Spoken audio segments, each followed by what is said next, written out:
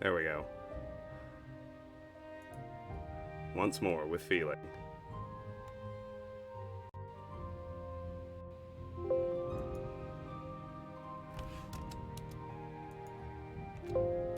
Come on. It's just never gonna work. Nothing can ever go smoothly.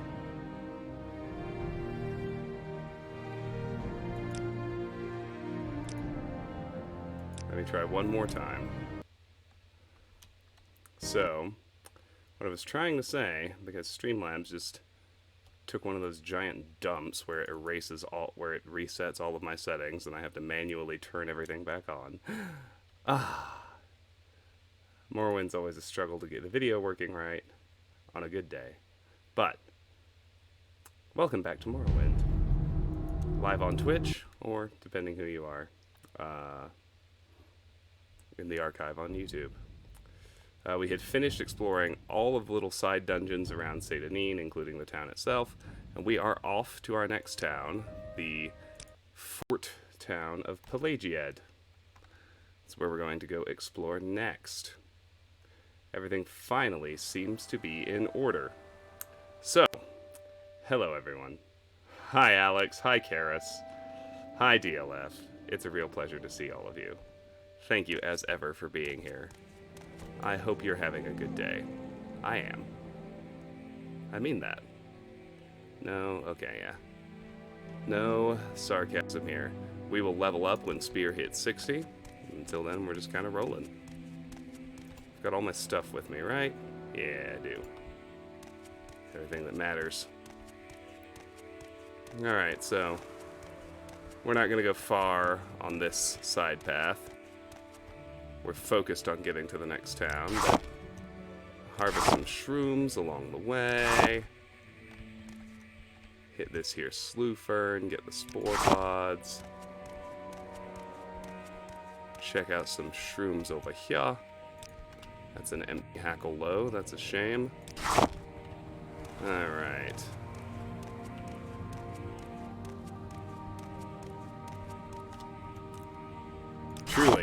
Truly, Alex, although, Streamlabs has so many bells and whistles, like it's got to show me the chat, it's got to show me the stream video window, and it's got to show me all of my different audio sources, and so, like, I have to scroll around to see if everything's turned on, and if you have a game like Morrowind that doesn't like alt tabbing, that's very complex. So I am grateful that I have chat to let me know when there are issues. When I'm recording for YouTube, the nice thing is, Bandicam lacks most of those bells and whistles, so I'm able to, with just one look at a single window, I'm generally able to scope out everything, see how it's working. Alright, we're gonna let this guy wail on us. Gotta chase those armor ratings.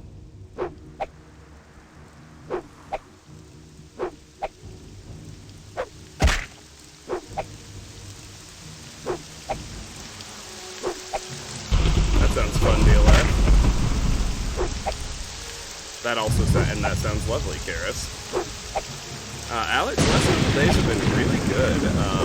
Last night, my girlfriend got us a reservation for a farm dinner in Boulder, and so we, you know, it was a prefix, so we just kind of went and sat in this little miniature cabin with a wood-burning stove. It was lit by a kerosene lantern. And we had a prefix 4-course meal, and it was delicious. Alright, let's repair the old iron spear.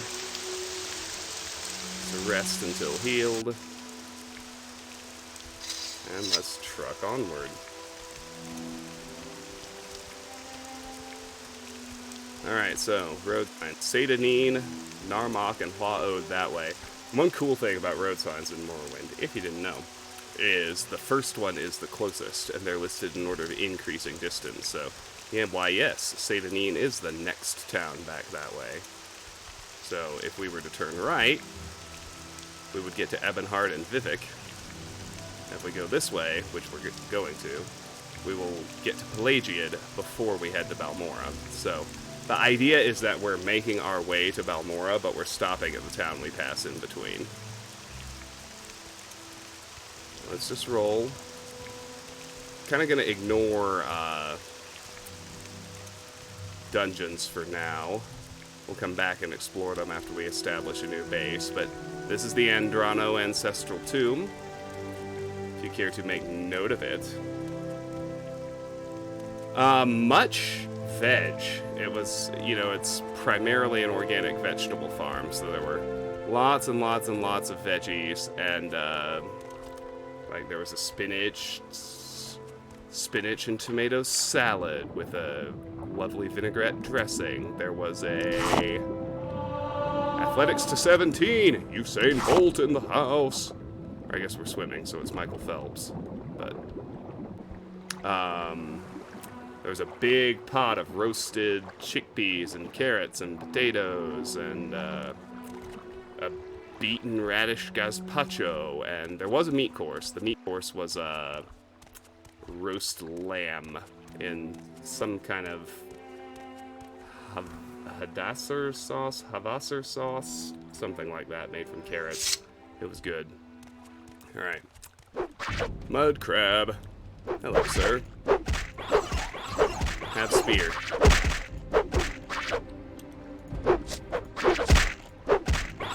Alright. We're at the limit he can take as far as beatings go.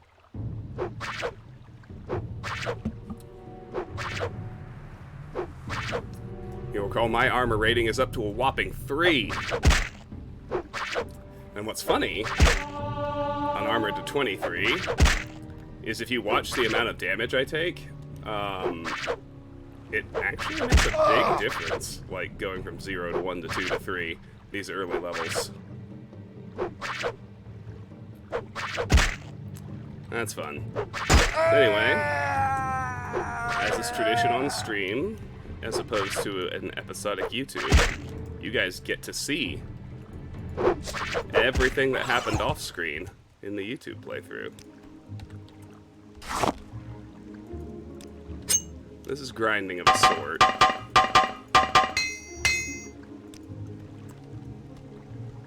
But that's alright. Fast as a cheetah, strong... Oh, shoot, I forgot to rest until healed. That was silly. I mean, why would I pass up the opportunity for more armor? Resting here is illegal. I guess we are technically inside the boundaries of the town.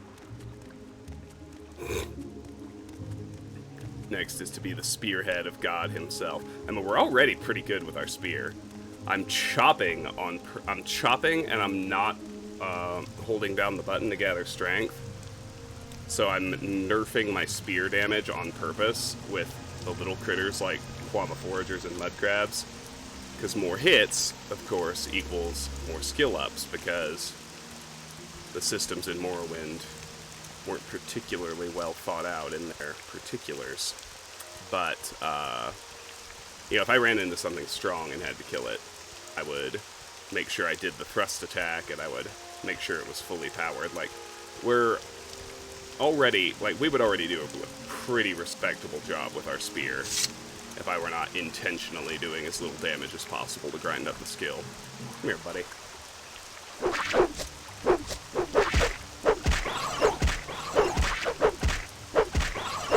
Yeah, shoot, Alex, what's up?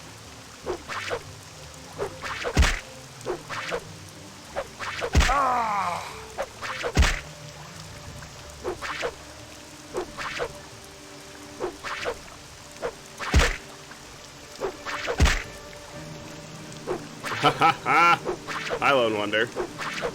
Welcome back. As always, it's a glorious pleasure to see you.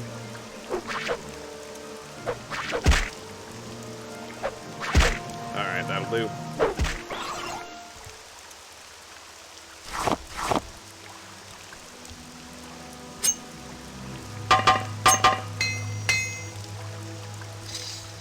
Okay, so these, you'll notice we're in a different region, so we have different vegetation to watch out for. We saw some comberry outside that tomb, and here we're able to harvest marshmallow. Let me gather those up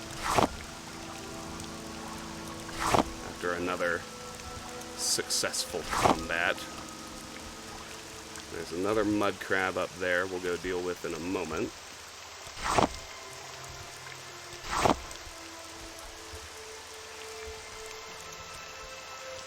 Gotta get out of town boundaries so we can rest.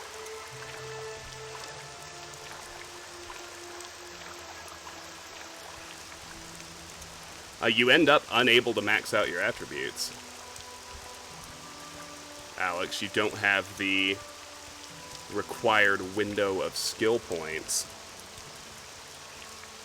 to get all your attributes to 100. That's the short answer.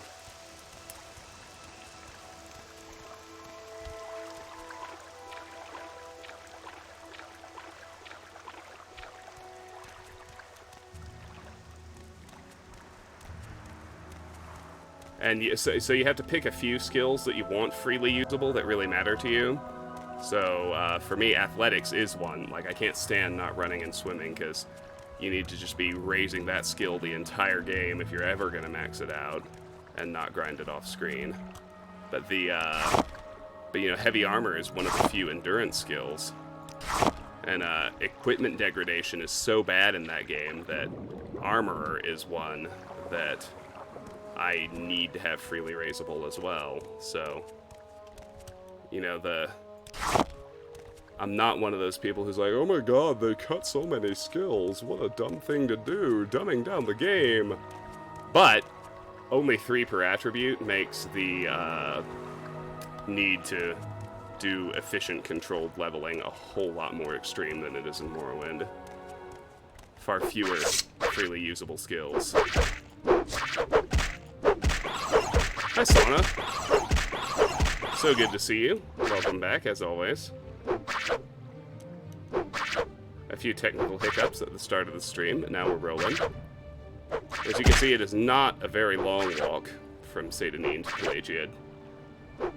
We're essentially already there.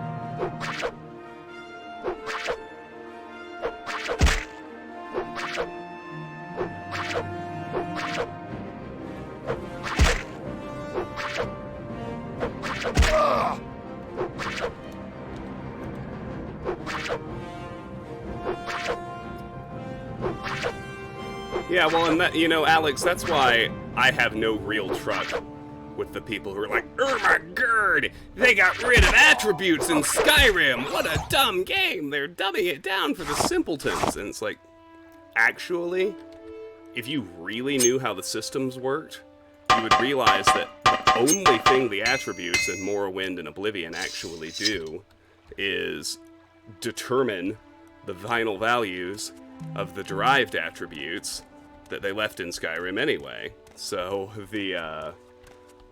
I'm really bothered by those people because they think they're acting smart about how the game systems work, and they clearly have not actually done the deep dive into the mechanics that would make them realize getting rid of attributes is literally just getting rid of a whole bunch of irrelevant bells and whistles that don't determine anything about gameplay, except making it a hell of a lot more complicated to get your character to the same place.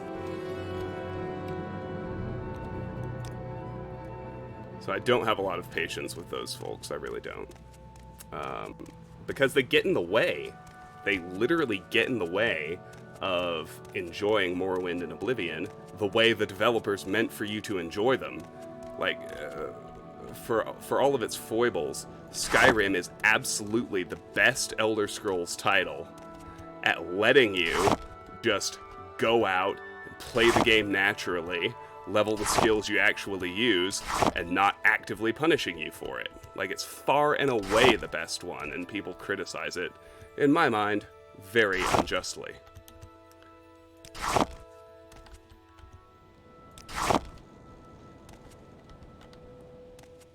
Yeah, complexity for the sake of complexity. That's exactly what it is. Thank you for quoting me, Lemon King. Also, hi. Welcome to the stream. It is so good to see you. It always is.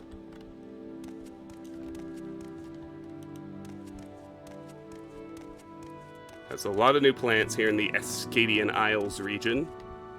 You're no doubt noticing. Oh, it's a guar. Is he a friendly guar? Doesn't really matter. I'll fight him regardless. What's up, bro?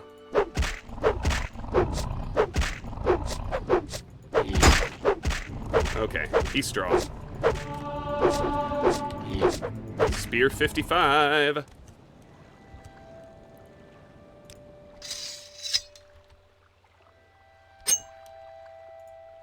Five rank to go, and we will hit level 4. Holy shit.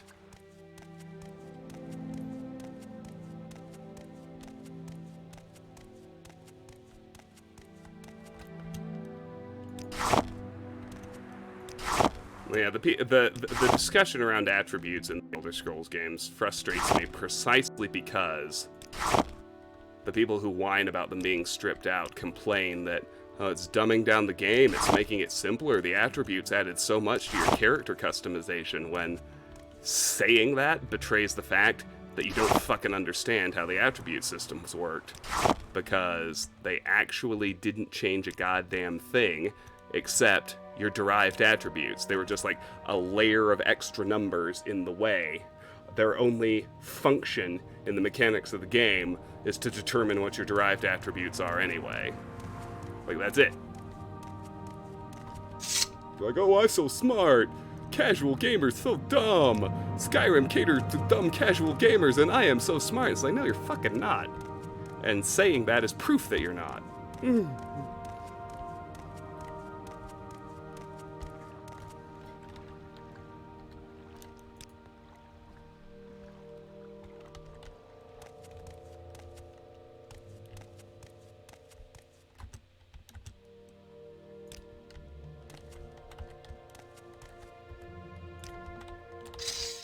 Anyway, enough of that.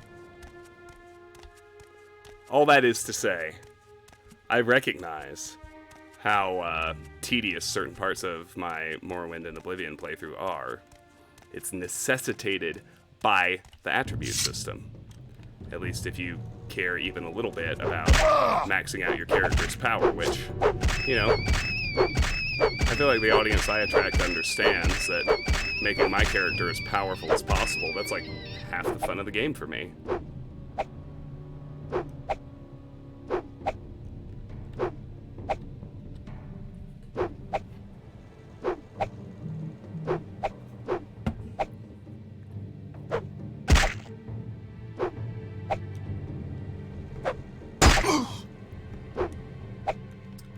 Is this a regular rat? Yeah. I need to know if I gotta worry about disease or not. A high elf doesn't have to worry much about common diseases. You still can catch them, but that 75% disease resistance is pretty good. But we're still too low level for blighted critters to show up. But you still can get common diseases. And you don't have any innate resistance to blight diseases.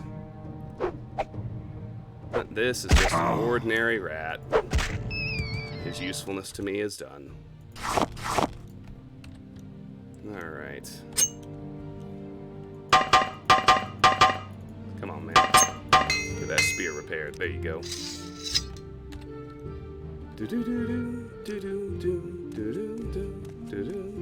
Now, on the other hand, Morrowind's soundtrack, Morrowind's environments. I mean, look at this shit. We got weird, bloated, misshapen trees and giant fucking mushrooms with vines hanging off them. We're just like, oh yeah, that's normal. The road just goes through all this shit. Welcome to Morrowind. Like, I love how, love how weird the environments in this game are. Like, that's something that, you know, Oblivion really lost going for the generic fantasy for mass market appeal. Like, that's a criticism I think is completely valid. Like, Oblivion suffered dramatically from the setting change and the shift towards something so much more generic. Skyrim like threads that needle of being a midpoint between the two fairly well, and I think that's what they were trying for. But man, I love how fucking weird Vardenfell is. It's by far my favorite to explore and look at, and that's even with the 2002 Xbox-friendly graphics.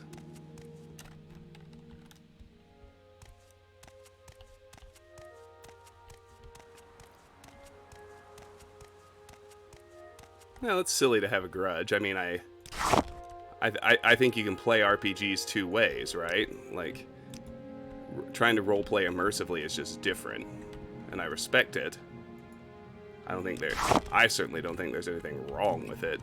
He can fuck off if he thinks there's something wrong with the way I play, because what my orientation still is and always has been, in my live streams, on my YouTube channel, pretty much all the content I create, is to be usable as the absolute most thorough walkthrough for the game that's possible. And to me, being as powerful as possible is absolutely core to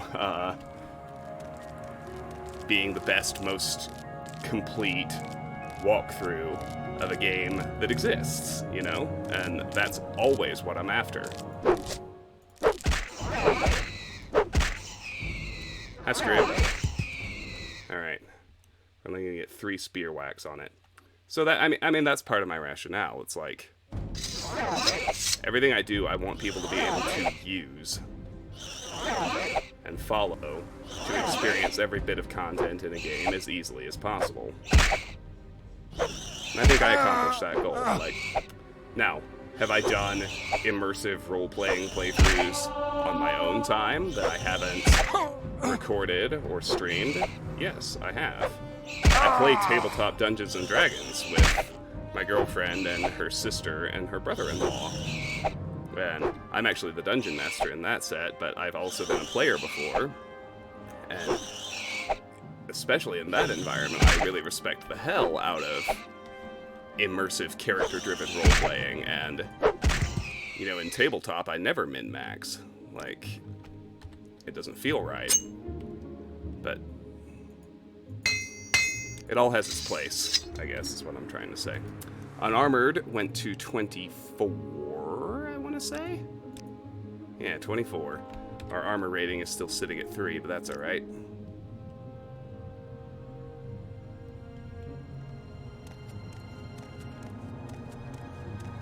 Yeah, no, I reject outright the notion that there's a right or a wrong way to play a video game that you have purchased.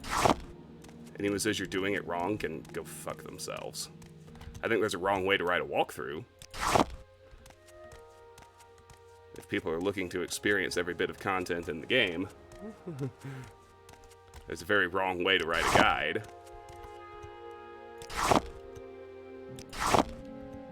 But there's no wrong way to play. That's just asinine. So don't worry, we are stopping in the town like I said we were going to do. I'm just kind of doing my perimeter check, harvesting all my ingredients, fighting all the critters that are out here for me to fight, that kind of thing.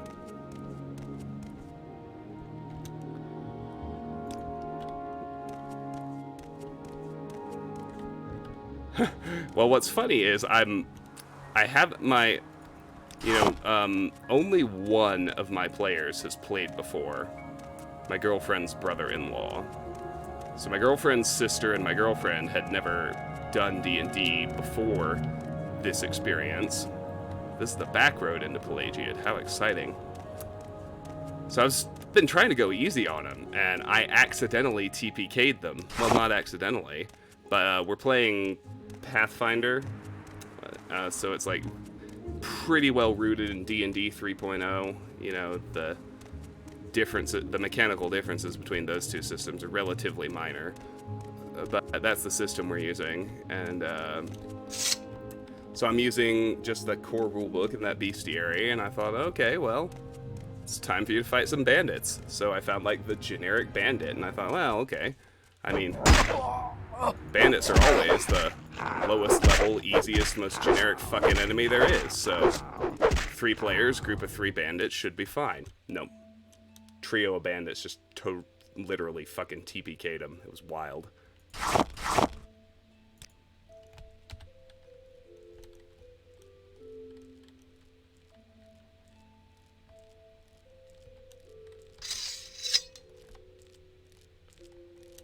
I'll wait until my fatigue fills back up. Repair my gear, such as it is.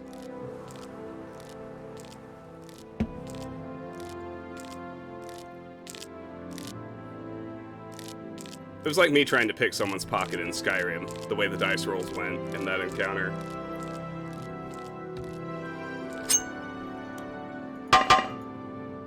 Oh fuck, I'm out of repair tools. Alright. Well, good thing I think this scrib is the last thing I'm gonna kill before I actually get to town anyway.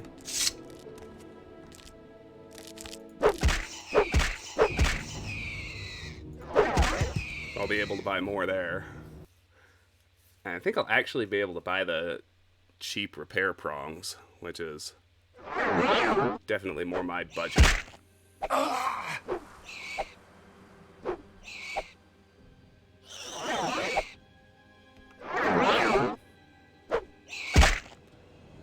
RNG just always comes to play, whether it's tabletop or pickpocketing in Skyrim. That's right, Karis. No, it was absolutely an XCOM moment.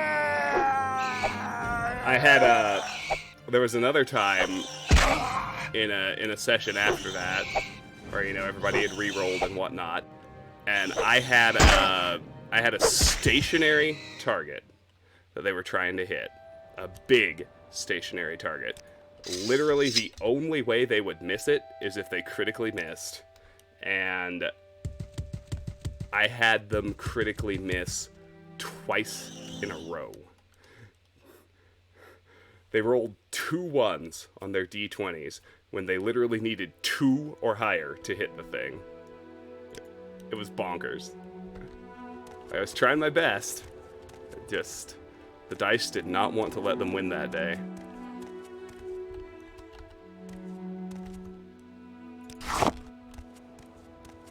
But no, I'm big on, generally speaking, I've modified the rules a bit as I've gotten more used to DMing. So I don't know if any of you guys have ever played Savage Worlds. That's another tabletop game that I'm a pretty big fan of. And it's got a system in it. And one thing that I find really, really lacking in core D&D and in Pathfinder is that, obviously, if you want the reward system that is in place pretty obviously revolves around experience points. Well, naturally, right? But the mechanics really only provide for XP as a reward for combat. And so my girlfriend, who, bless her heart, is extremely meta-driven. Like, she plays tabletop the way I play video games. Like, if it's not making her more powerful or progressing the storyline, she thinks it's a waste of time, which, you know, I get. But so she was not enjoying like lengthy sessions in town where the characters were bantering back and forth with my NPCs, because nobody's getting any experience points from that. It's not really moving the story along. Now, I think that part of the game is really, really fun, but I also think she's right that there's not really any reward mechanic attached to it, and that's pretty dumb. So what Savage Worlds has that I really like is you can use these tokens. You typically use poker chips, but you can really use anything. You call them bennies, you know, for benefits. And everybody starts a session with a certain number of bennies. And, you know, and essentially it's a way for the DM to discretionarily give out a non-experience-based reward that still affects the game. So, like, you can spend a benny to redo any roll, which is pretty cool. And you can spend 1 to 3 bennies in advance to guarantee success on a roll. And the way you earn bennies is by subjectively pleasing your DM through good role-playing of your character. So now we've layered this system on top of Pathfinder. So, you know, if we're in the tavern and we're having a conversation and you just say something that is really in character and really fucking hilarious, or you do something dumb because it's true to your character and you're actively role-playing, I'll give you a Benny for that, which has really helped out those sections of the game, like having two different reward systems so that the parts of the game that aren't just combat can still generate rewards has made it a lot of fun.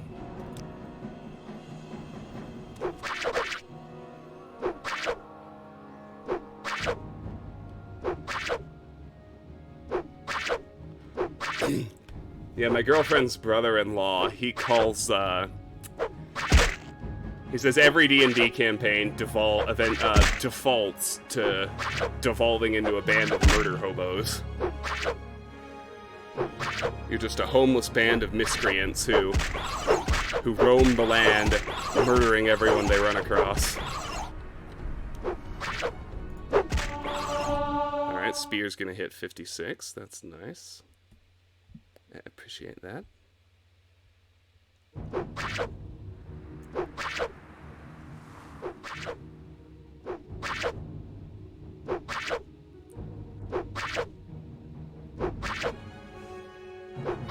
So anyway, I like the other thing I like about the Benny system is that it, to an extent, it liberates you from absolute dependence on the dice, right? Like, you know, I'm not doing a great job as a DM if there's only one way to accomplish something, and if they fail the dice roll, they can't do the thing. Like, that's on me. But at the same time, like, you know, if you've got 3 characters in a party and say, like, there's no cleric and there's no thief, so nobody can pick a lock, like, you kind of eventually reach a point where there's just something you really, really, really want to get done, and you don't want to have to gate it behind a successful dice roll. So I can say, so they'll ask me, you know, well, how many bennies to guarantee success on this? And so if it's like picking a DC 10 lock, I'll be like 1 benny. And if it's like persuading a shifty merchant to give them a discount he doesn't want to give them, it's like 3 bennies. Or sometimes I'll say, occasionally I'll just say, don't bother. Don't even do the attempt. It's too hard. But I enjoy coming up with ways to reward creativity. I guess I could just reward experience points for things like that too, but it's hard to scale or balance. How many experience points should a witty response in a conversation be worth? Like, I don't really do voices. No, I don't do voices. I have too many NPCs. I couldn't keep track of them.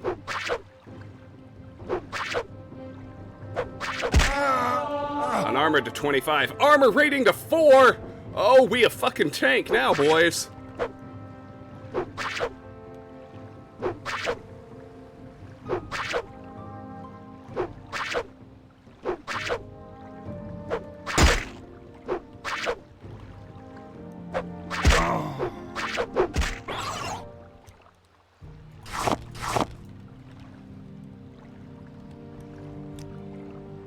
I think that should be the last thing I fight before actually heading into the village. So let's gather up all this marshmallow and maybe slaughterfish in the water we'll have to deal with. We'll see. I see a pearl to dive for. Maybe I should just hold off the pearl dive. Maybe that's the answer.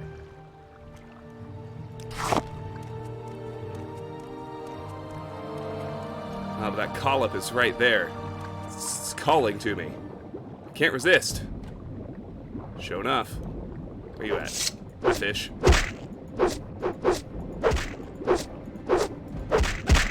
See, look how much less damage that fucking fish does.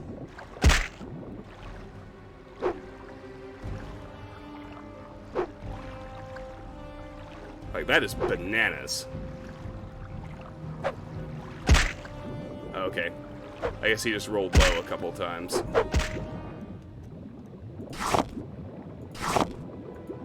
Still, that's okay. Looks like he was alone-ish. Enough, maybe, for me to go after these pearls.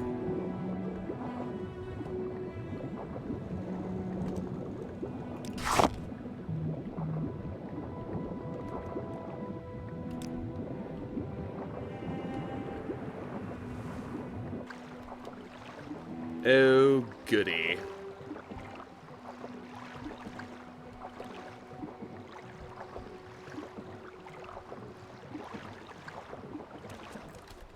Alright, let's rest until healed again. Die. Oh, fuck you. And see, the other fun thing about this this run is, I mean, granted we're at 25, so it's going to be a while, but once Unarmored is maxed out and I can forget about it, I'll just immediately actually fight one of those assassins. And I'll rip his armor off and put it on. And start leveling light armor, and I'll be, like, indestructible for most of the game. Because balance in Morrowind is fucking laughable.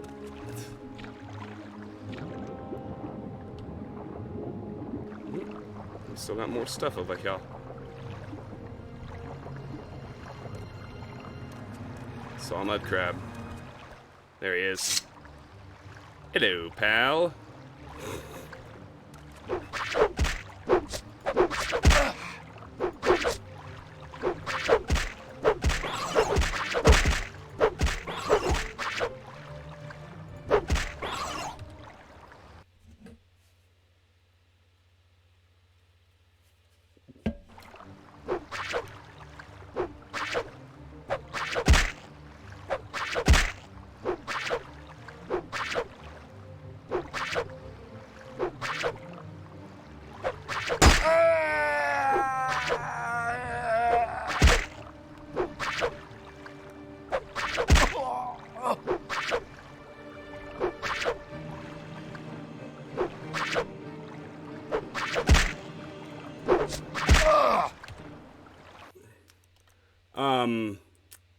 Actually, Lemon King, that's one where I feel like we really could have benefited from keeping additional skill trees. Like, not necessarily medium. Like, I don't think you need 3 different classes of actual armor, but unarmored definitely needs... Unarmored needed a skill tree in Skyrim. I really think it did. And, I also think that getting rid of hand-to-hand was a mistake.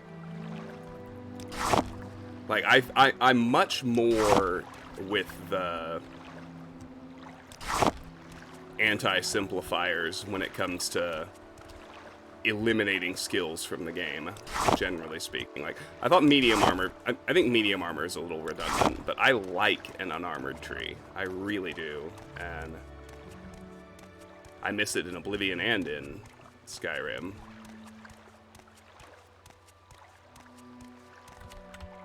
And I miss a lot of the different weapon types too.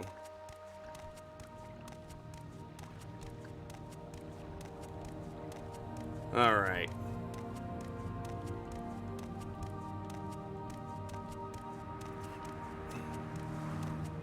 That's it for out there.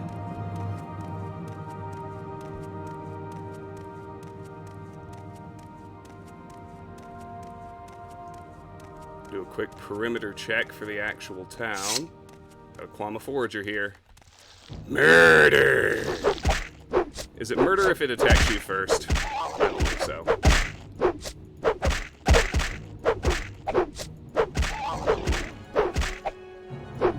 Whoa. I forgot to quick save on what I thought was going to be the killing blow. Okay, the next one will be. That's fine.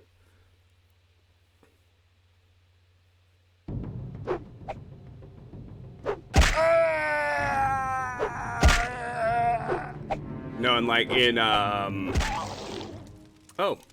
Well, okay, Mr. Guard.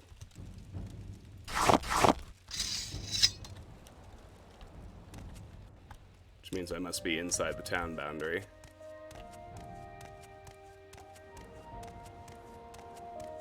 But I thought it was a big mistake to get... I always think it's a mistake to get rid of crafting skills.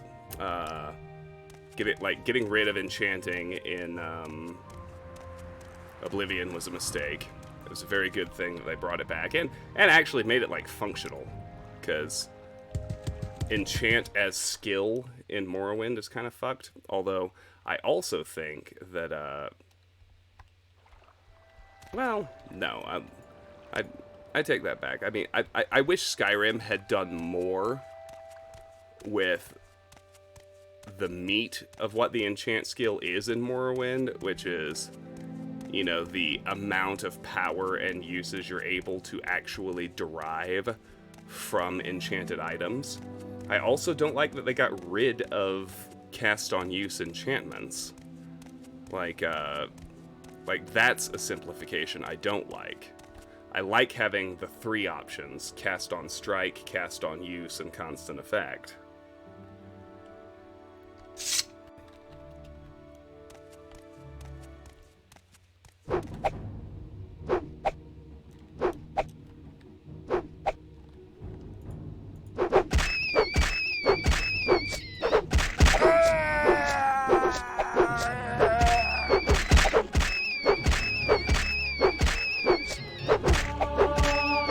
'57 spear, 3 ranks to go.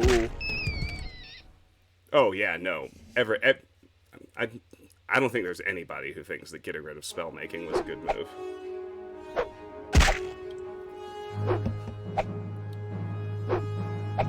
Well, and the spell progression in Skyrim is so boring. It's like every skill tree has 3 spell effects, and, you know, the novice level spell is the concentration cast with the spray, and then the apprentice level is like the little ball, and then the little distance one, and then adept has the cloak spells and the AoE spells, then expert is the big boom, and then master is like the big caster centered one. It's like that was unwise.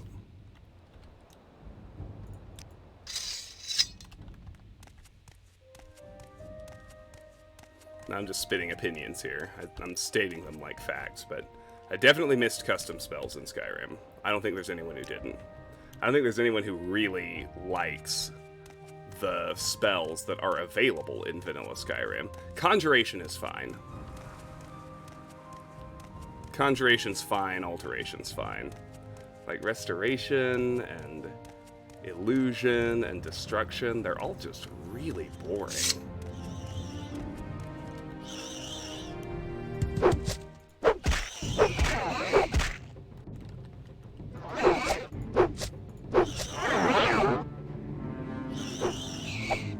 We all miss levitating. I miss levitation and water walking. I think it was silly to get rid of those. They were awesome.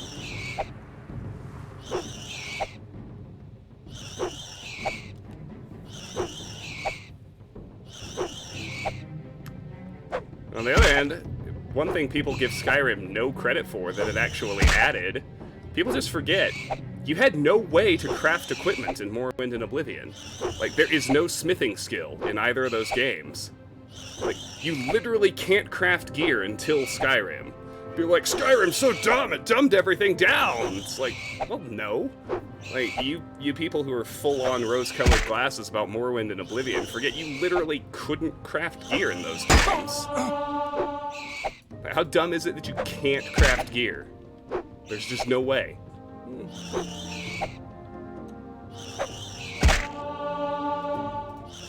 Light armor to 12, unarmored to 26. That's awesome. Way to be, Scrib. I realize it's just a coincidence. And the shout system in Skyrim is great. Like, you know, I kind of consider it separate from the magic system. But, like, shouts are fucking cool. You know? Like, I think the cooldowns are a little unbalanced. I think the shouts maybe needed to be a little less powerful and have a little bit better cooldown. Or, you know, like, I don't know how to fix it. The balance on shouts doesn't feel perfect, but as a system, as a mechanic, shouting is so fucking cool in that game. And it's another thing they just don't get enough credit for.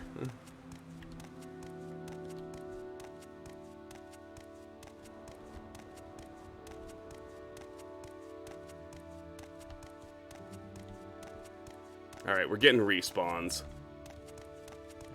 I better just get into town and start exploring. Alright, so first thing to do, very first thing, is get ourselves some new repair gear. The smithy's up here.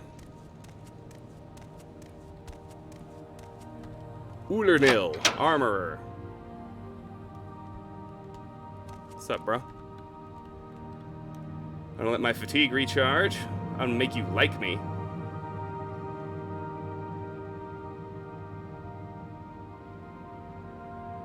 And we're gonna do some business.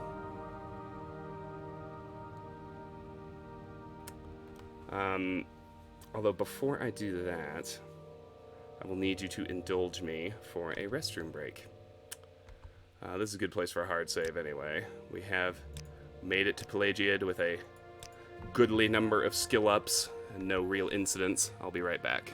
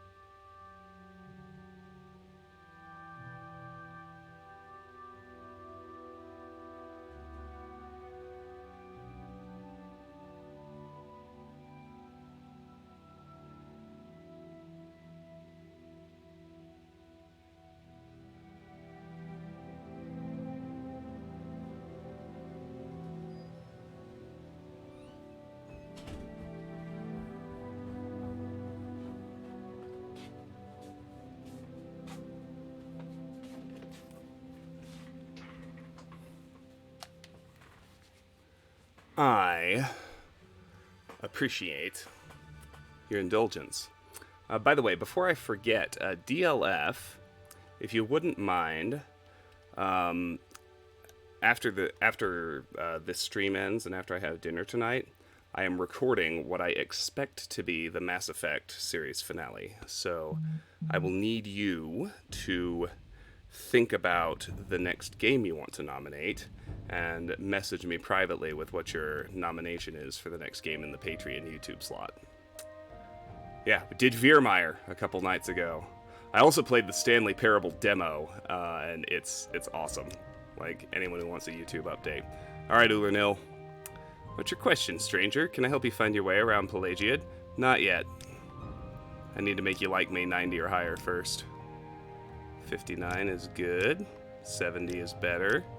80's even better. 90's even better. Perfect. We are truly friends. Alright, what you got? He's got 11 repair prongs. It's fucking perfect. Let's go.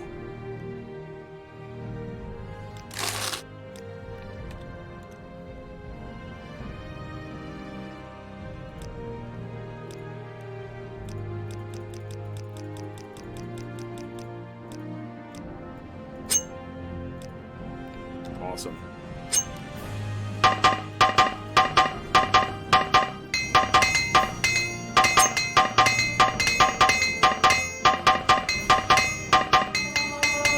Armor at a 13. See, I like these because they restore less damage per repair, so you get more successes. Because armor, I really think they fucked up a decimal point in armor because it takes a fucking eternity to raise compared to every other skill in this game.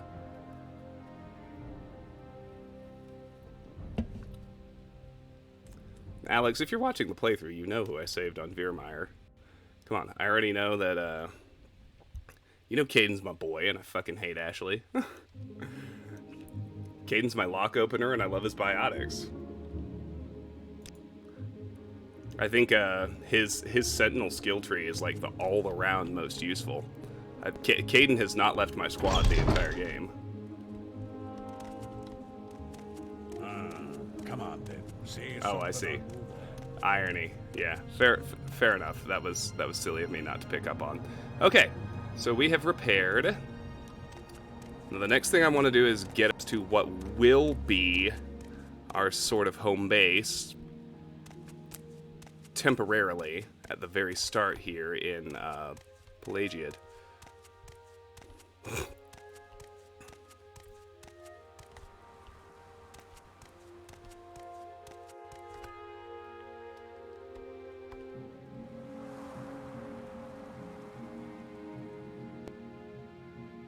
Let me see.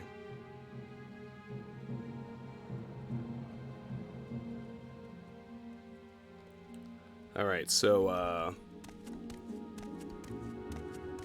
I need to I'm waiting. I need to double check something right quick.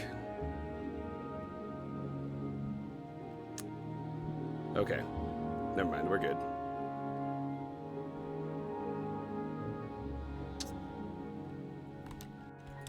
I want to find, I think the lowest lock we can do is, here's a level 25. That might work.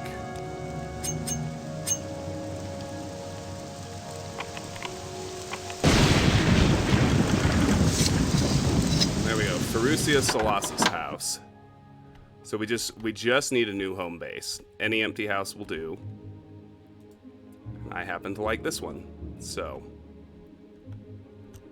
let's loot the alchemical gear. Let's go ahead and loot the house. I mean, why not? At least take the pillow off the bed. So, my enchanted gear gets offloaded here.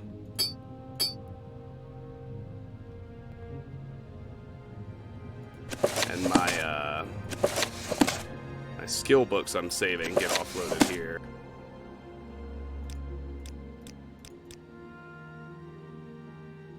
I think I'll just keep everything else in my inventory, actually. Okay. Let's go chat some people up.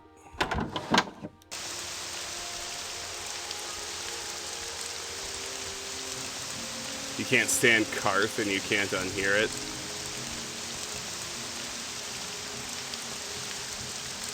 Alright. So what I need to know now, among other things, is who in this town has quests tied to them and who does not. Because you know what I'm doing this playthrough. Anyone who's not actually useful to me just gets taunted and destroyed.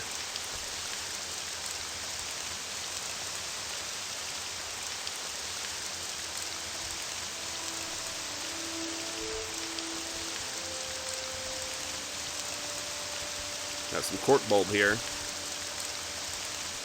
Harvest that shit.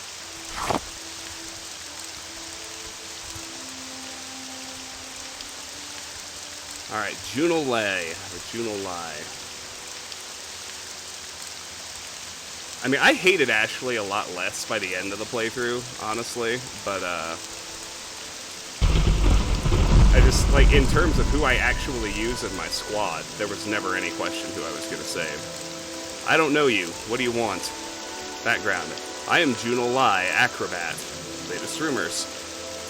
At first, it seemed the fuss about the Nerevarine prophecy was just silly superstition. Then I learned that the Dunmer had been waiting for Lord Nerevar to come back for centuries. The Incarnate, they call it. Every few years, an Ashlander appears, and the tribes call him the Incarnate. Then the temple goes out, hunts him down, and reveals him as a fake. Why does the temple worry so much about it? Little advice. Levana Solarin at the temple in Molag Mar is the most knowledgeable acrobat I know. I didn't say best acrobat. There's others who can leap higher and jump farther, but she can talk acrobat talk better than any other acrobat I've ever met. Little secret. If you're thinking of traveling up country near Sheagorad or out Molag Amur way or inside the Ghost Fence, you need to know about Corporus. It's a disease that turns normal creatures into beasts, turns men into twisted, mad lumps of flesh, superhumanly strong and full of hatred. You get Corpus from fighting with diseased creatures. It's hard to get Corpus, but harder to get rid of it. In fact, I hear there is no cure. Morrowind lore. The blight is a sickness you get from being outside during ash storms. The sickness comes from Red Mountain. It makes normal creatures into terrible monsters. My trade. I'm an acrobat. As an entertainer, my job is to amaze and amuse my patrons. But in my more discreet vocation as a second-story man and connoisseur of treasures and secrets, my job is to come and go without attracting notice, and to effectively discourage pursuit when I am noticed. Running, swimming, or leaping, my art is to leave my less agile, swift pursuit behind. And Soul Slime is the same as ever. Alright, we can taunt him down, which we're going to, of course. Need to reposition this just a bit.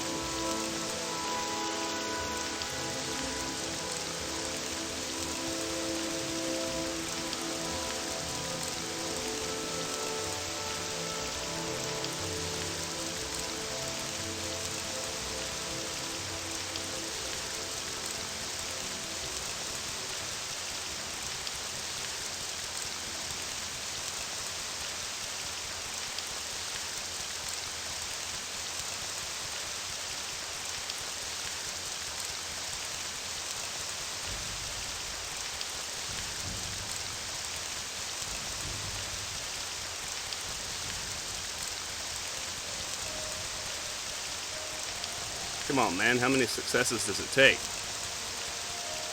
I guess Argonians and Khajiit on Vardenfell have learned to have thick skin.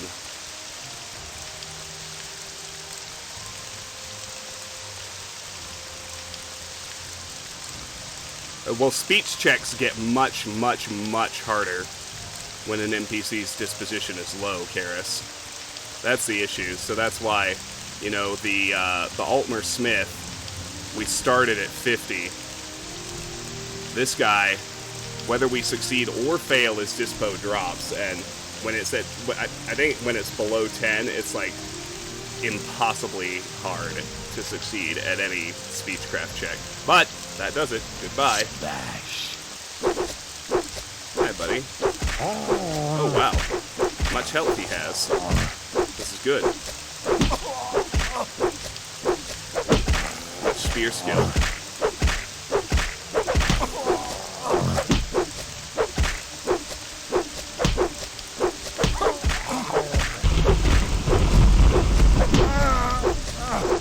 He's got pretty solid hand-to-hand.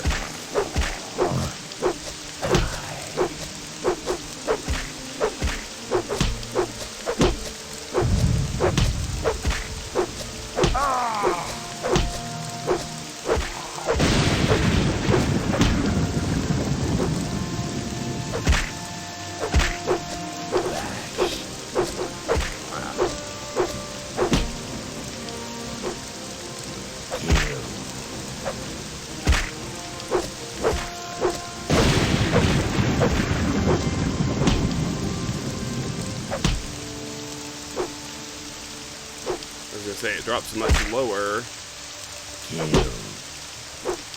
I'm gonna have to just finish him off if I can.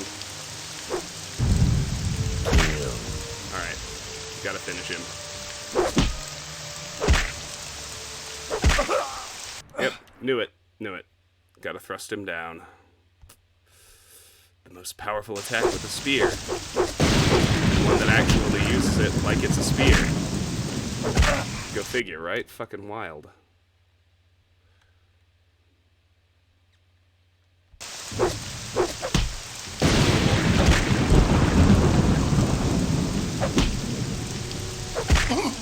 Well, that was seriously annoying.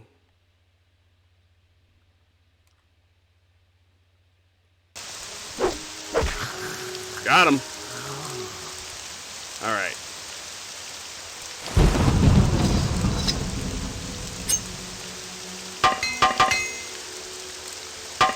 Oh, wait. Rest first. Get your fatigue back. Then prepare.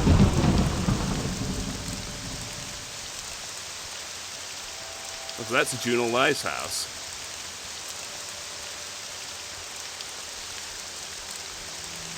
The man, his bad self. Alright, let's rest in this bed. We'll loot the homes later. I just want to get through the exterior exploration first. If you follow me. Perfect. Alright, who is next?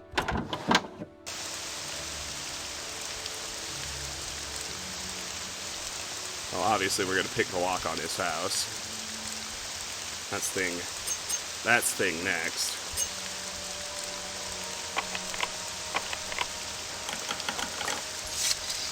Lovely.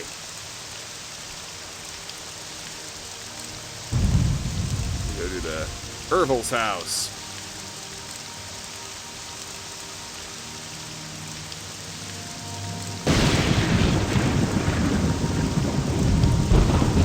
Who are you? I think you're next. I'm waiting. Pelagiad Salas.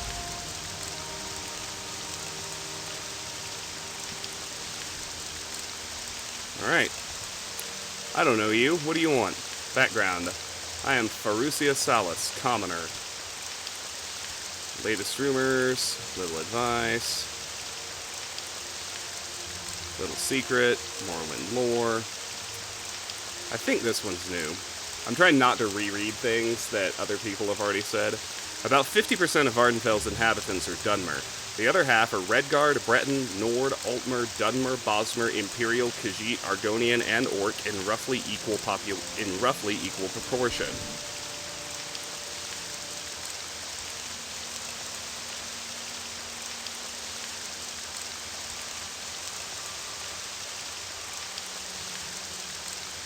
Okay, my trade, Commoner, Solstheim, that seems to be it for her. Alright. Well, it's that time.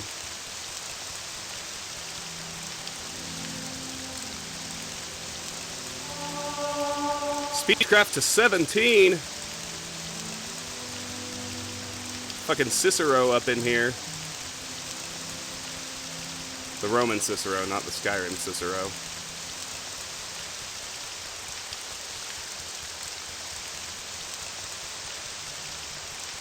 This is like watching Shigur meeting people in No Country for Old Men.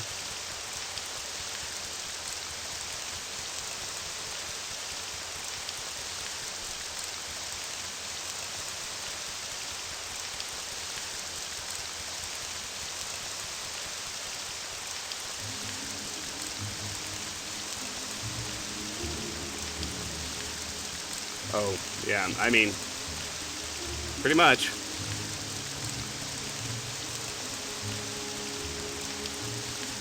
I'm being very utilitarian in that, you know, I think of these NPCs in terms of their use to me.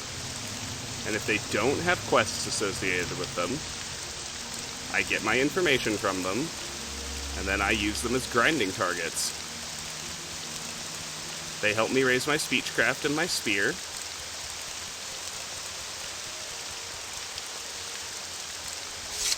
Possibly my armor skills.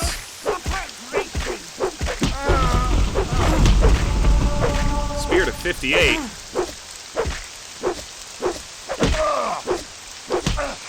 Wow, these are high-level commoners.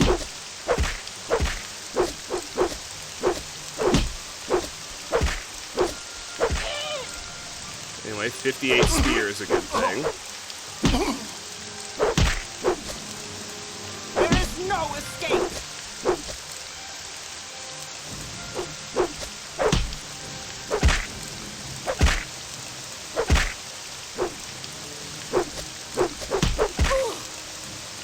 There is no escape! Rumble in the jungle? Yeah, no kidding.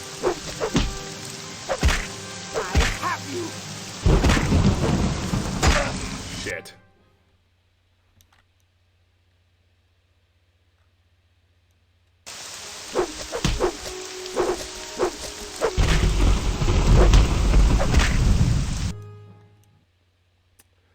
never leave Skyrim alive. Got her.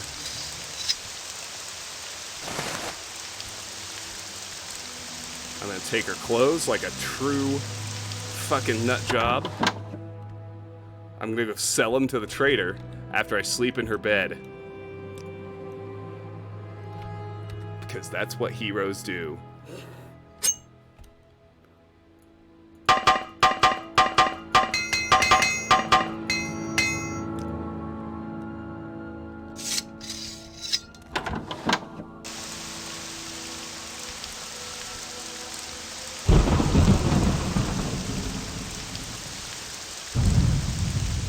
Alright. Who do we have here?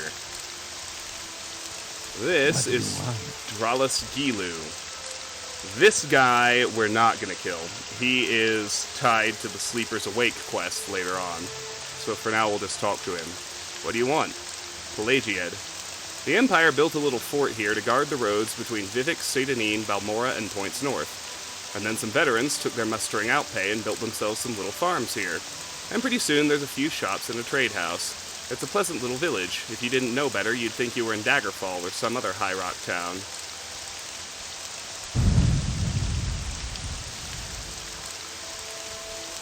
Let's hear it. But we'll leave the fort alone for a bit.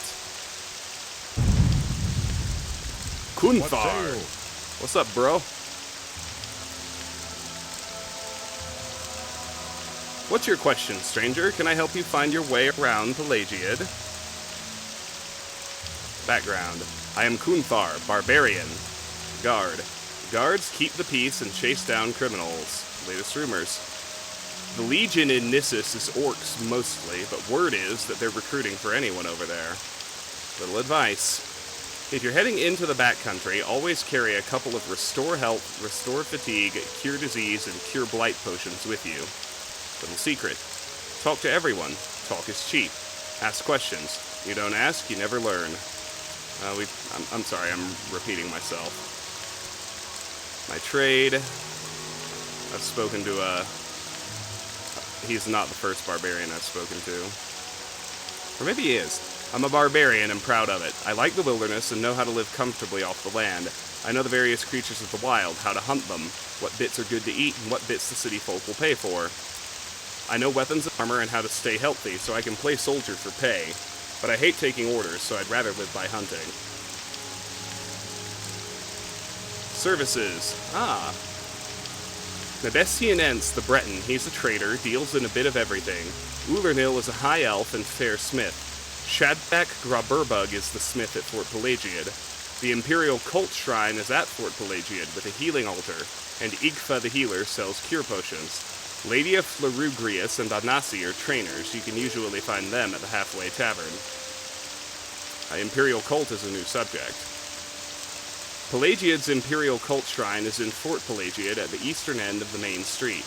The altar there cures disease and poison, and Igfa the healer sells cure potions. Nice. Alright. Solstheim, someone in particular. Angaril of Volkelgard is the boss of Fort Pelagiad. Dralasa Ramothran is the publican of the Halfway Trade House. Nobody else important I can think of, and if you're looking for someone in jail, you need to look in the fort, of course. Specific place.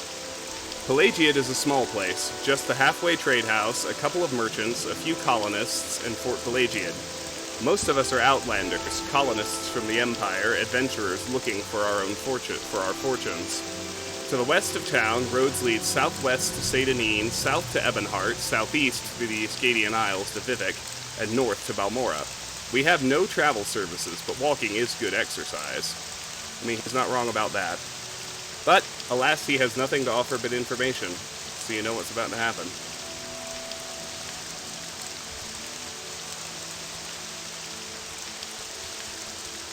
Chosen your own death, High Elf.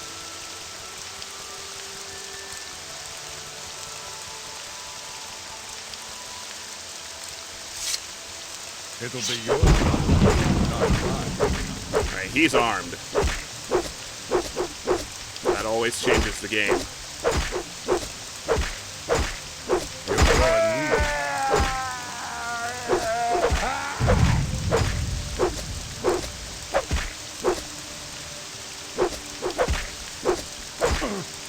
Got him. What was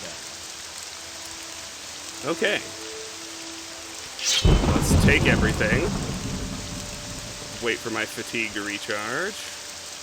Regenerate. Let's repair everything.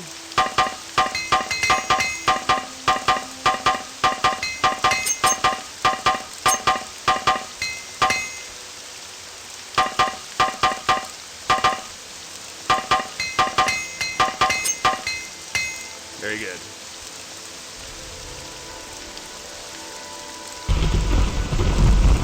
I'm gonna go ahead and visit the trader and offload some of this stuff.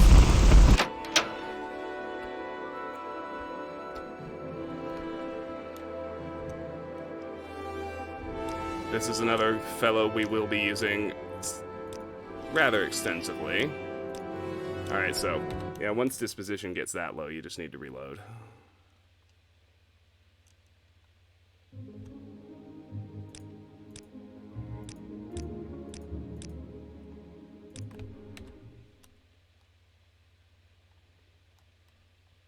Starting south of 50 really seems to be having a catastrophic effect on our success odds. Any time now. Oh, settle down, Mr. Guard.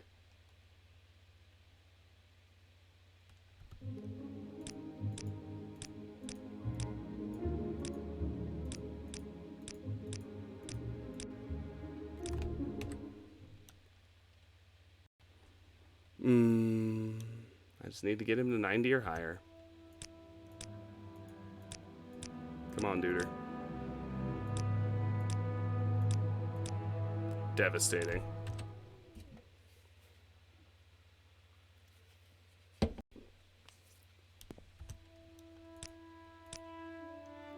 Hey, 55. Good. Let's hear it. Let's try again.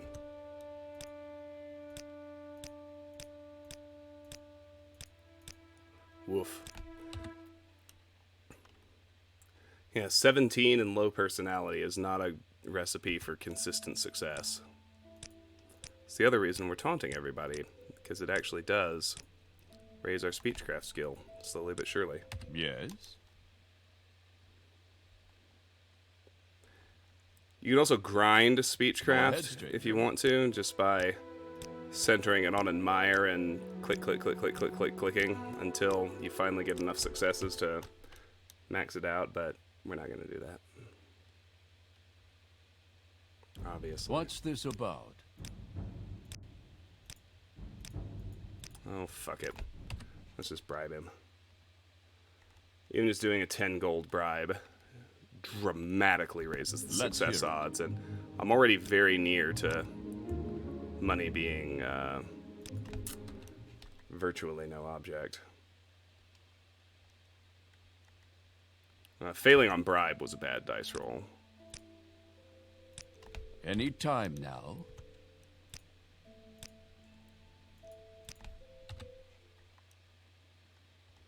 The problem is you still lose the gold even if you fail the bribe. So, Let's hear it. perfect. All right, 91. That's what we were after. Oh, you got moon sugar.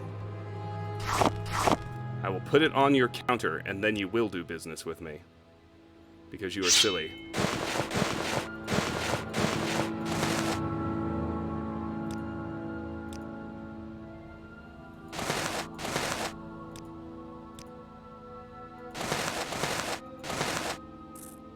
Anything else I explicitly want to sell? Hello.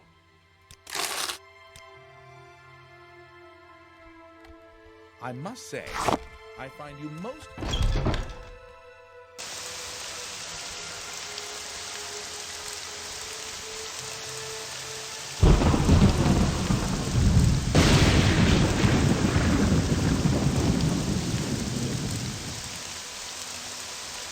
We're gonna go back to our home base and have a nap. Before we try and deal with any more NPCs.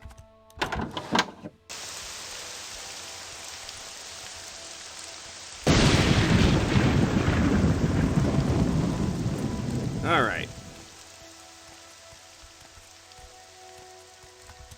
These crates are, of course, free to loot. Dire spark arrows.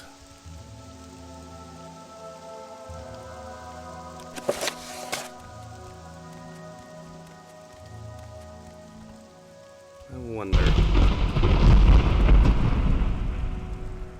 Sneak and agility are both probably still too low to do much with this. I just want to see if it's too complex or not. Yeah, we can't do a level 50 lock yet.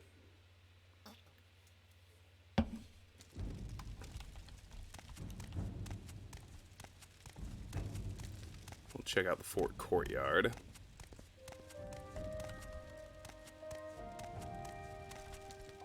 Any time now. Oh boy, do I love the soundtrack of this game. Just immediately transports me. It's so wonderful.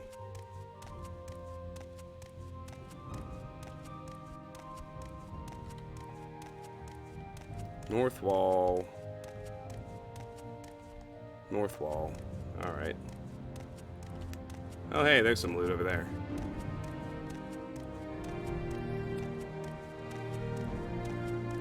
Let's hear it. Obviously planning to do the interior later, but some crates hiding over here as well. Take it all.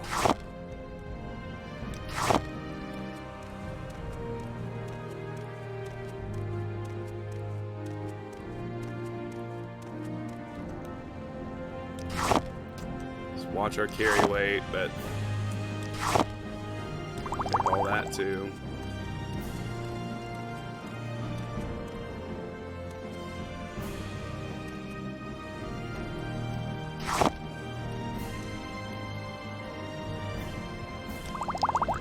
Some more random crates outside the smith. We might as well, right?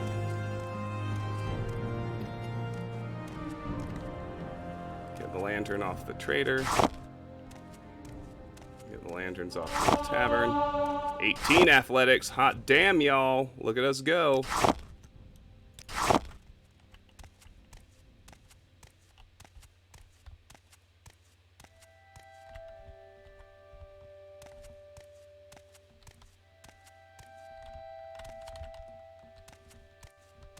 No, look, some ingredients.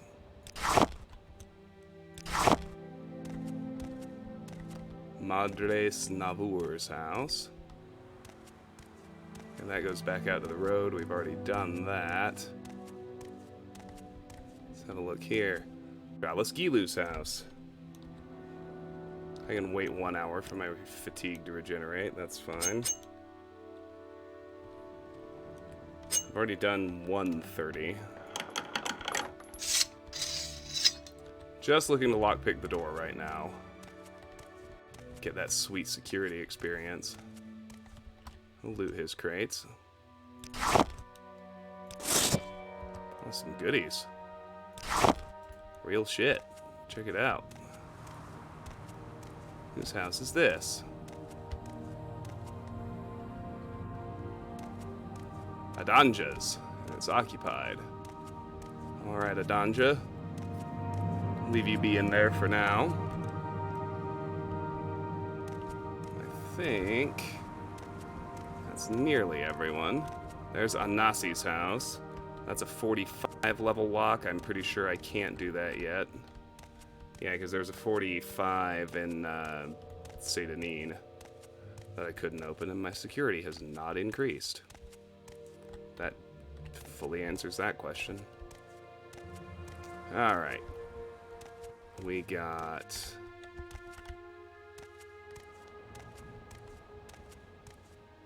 Merberius Harmavus's house. He's got a couple barrels, which I need to watch. They could put me above. Oh, they'll put me right at 200. Yep, that's what I thought. Alright, what am I not gonna sell?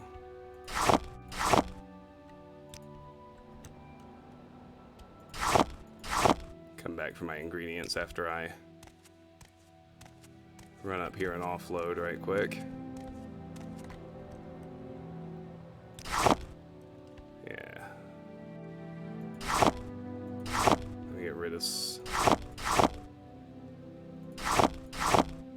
Just a few things. So What's we can this about? sell our junk and then get the rest of our goodies back. 1 hour for full fatigue. Let's go. Alright, buddy.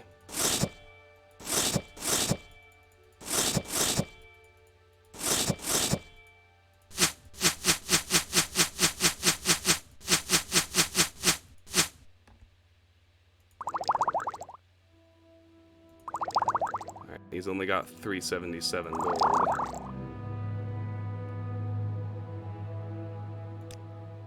Sell some heavy shit.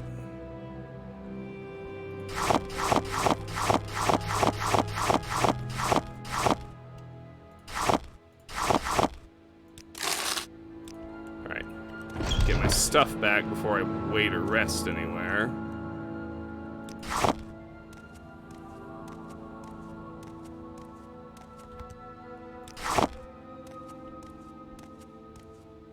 Alright, nice. That's the entire exterior of the town. Go over here for just a second.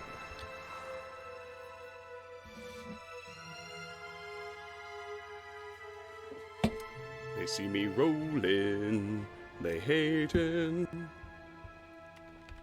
Alright, I'm pretty sure this lock's also too complex. Yeah, it is. Alright, so sell my bestia and the rest of our junk, and then we'll get back to exploring. I think we've already spoken to all the outdoor NPCs, and we've picked every lock we can pick, so that's neat. And we've looted everything we can loot. That's also neat. What's up, bruh? I must say, I find you most interesting right now. Please, go ahead. If I remember right, it's just a 24-hour wait. Oh, yes, moon What's this sugar. about? Blah, blah, blah. Perfect. 449. Alright. Take those potions. Take that paper. Take those lanterns. Take the baskets. Take the bottles.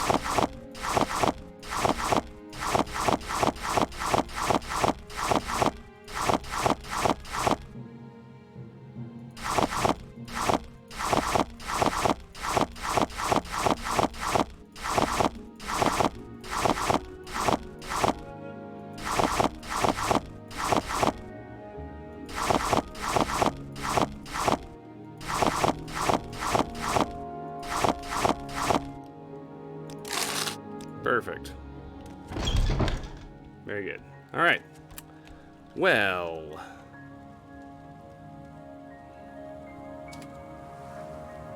Where to next, y'all reckon? Let's loot the homes of the people we killed. Let's start with Juno Lai's house.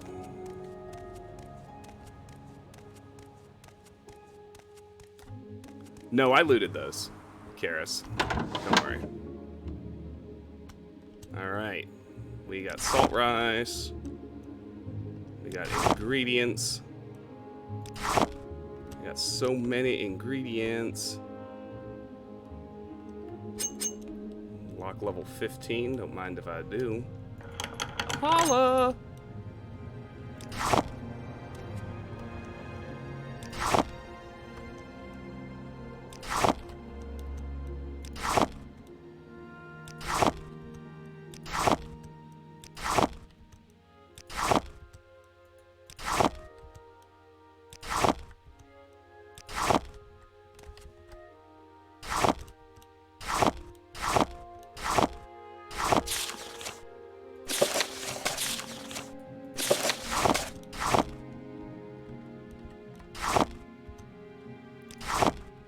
You know what time it almost is, boys? I know you're excited. It's almost alchemy time.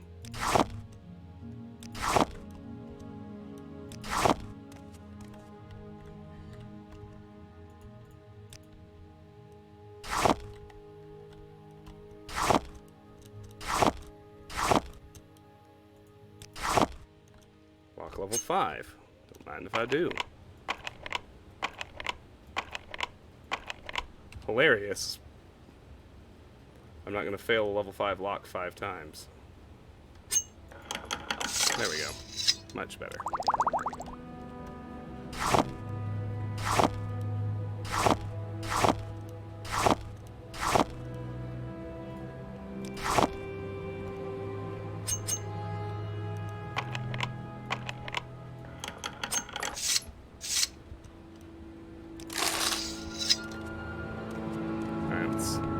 We gotta check the cellar. Wow.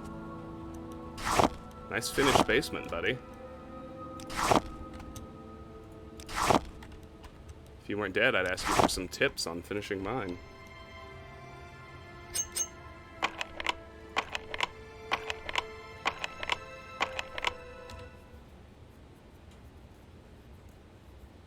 Sixth time the charm, no doubt.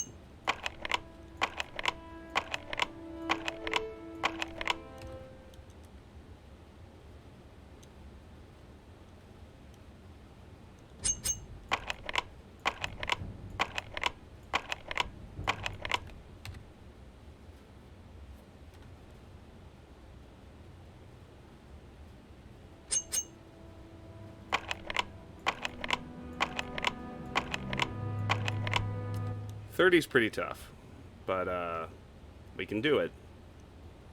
We've picked 2 level 30 locks during this stream already.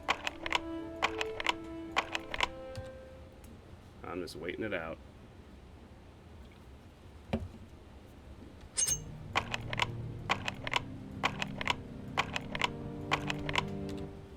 Because it will happen.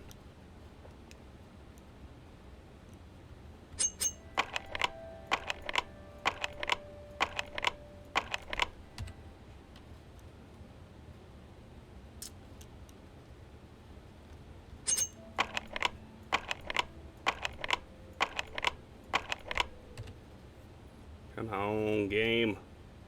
Let me do it.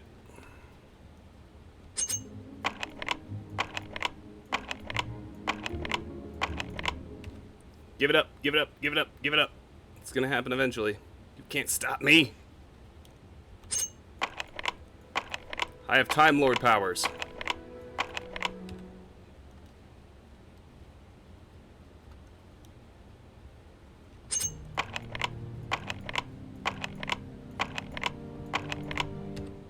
This is getting hilarious.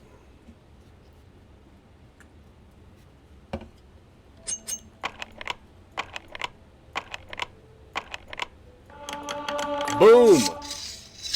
15 security. Oh, and look. Replacement lockpick. And a probe to boot.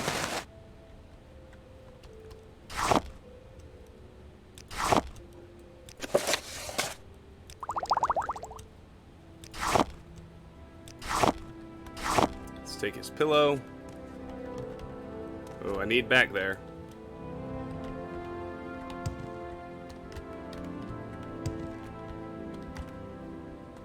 I gotta be wary of raising acrobatics. But we'll be fine. Excellent.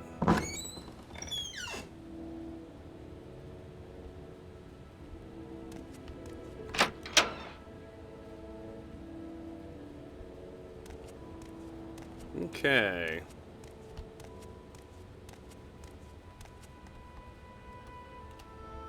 We'll check out Ervil's house in a second.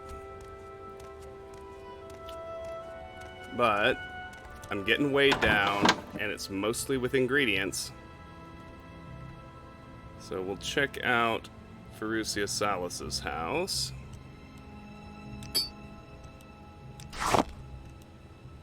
Actually loot the place. Hopefully.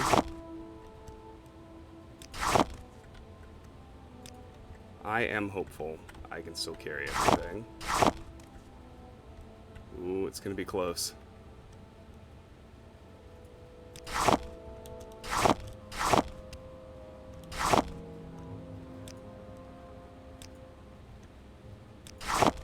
Okay, if I can just pinch into here. I can reach everything, I'll be fine.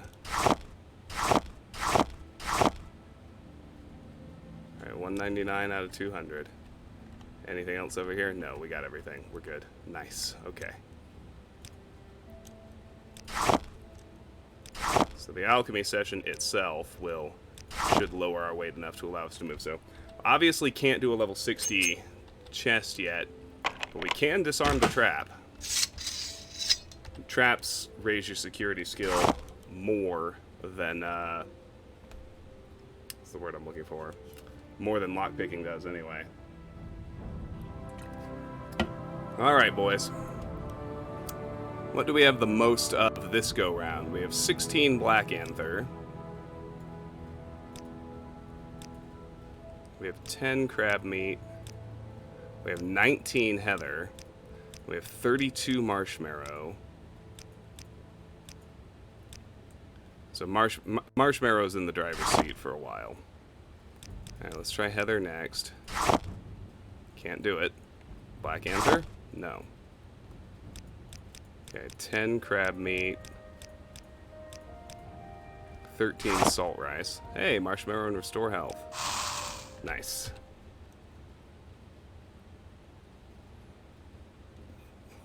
Alright, we're gonna wind up with 3 of those.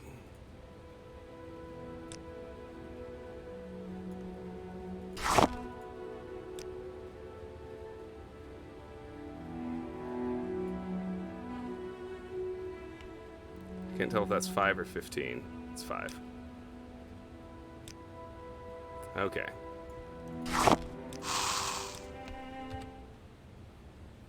Hey, Rockstrat. Not too much. It's great to see you here. I'm sorry to... Well, sorry is the wrong word. You have caught me at the start of an alchemy grind after we did some exploring and some fighting. But it's really good to have you back. How are you, my friend? It's been a bit. I think you, last time I saw you, I was playing Oblivion, and you left in frustration over my habit of reading the texts. But, how have you been? It's been a few weeks. How's life treating you? How you feel today?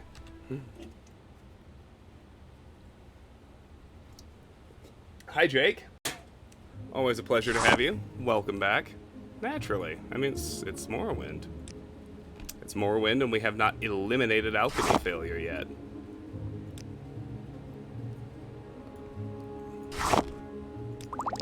There we go. How are you, Jake?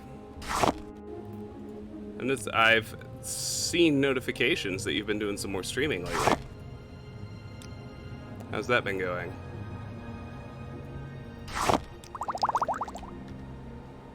Alright, here we go. Now there was another 12. I think it's the Willow Anther. Does not mix with marshmallow. Alright. So we'll just do another salt rice for now.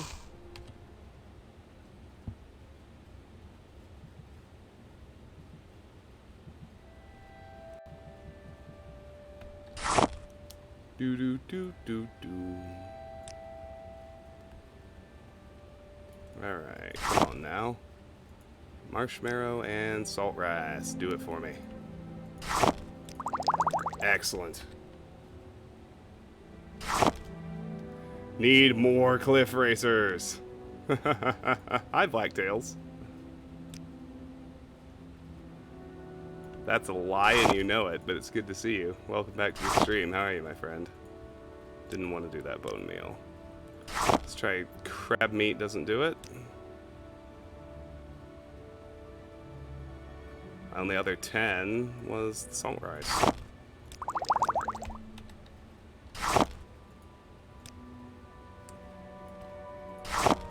Okay. What about Scuttle?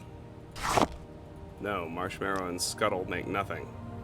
Okay, let's find a 9. Or find 9s, rather.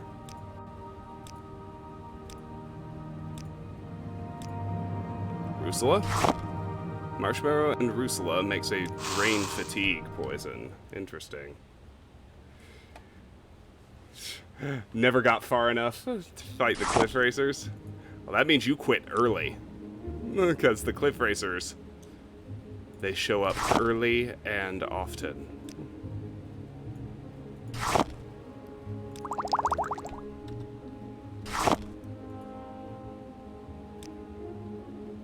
Okay. So Marshmallow and Rusula is an actual potion. So far, it's the only one besides Marshmallow and Salt Rice, which is fine.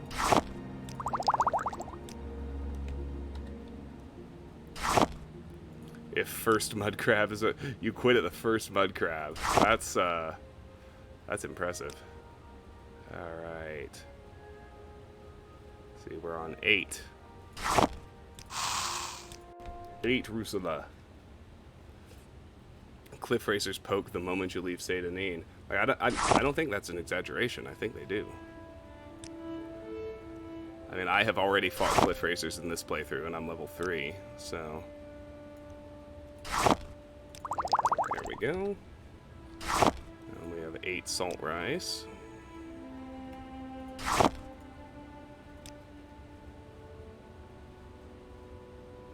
many other 8s? No. Okay. Marshmallow and salt rice. Cliff Racer should be named a level of frequency. I like it.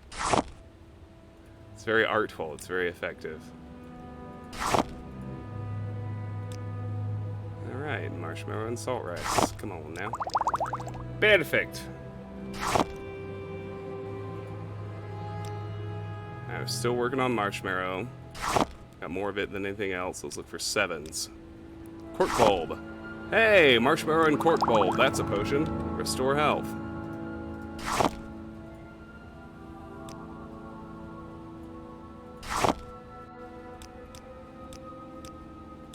Marshmallow and Rusula.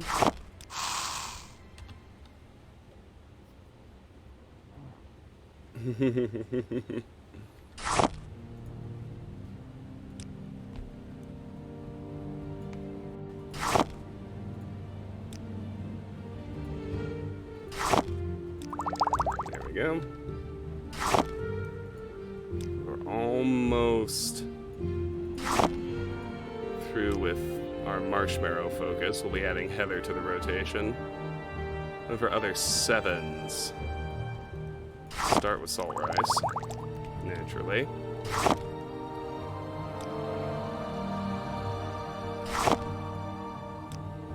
Any other 7s past salt rice?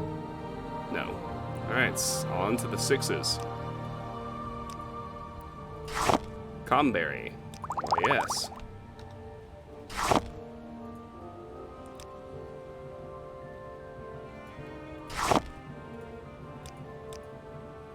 And cork bulb. Alright, now Heather's in the mix. At 19.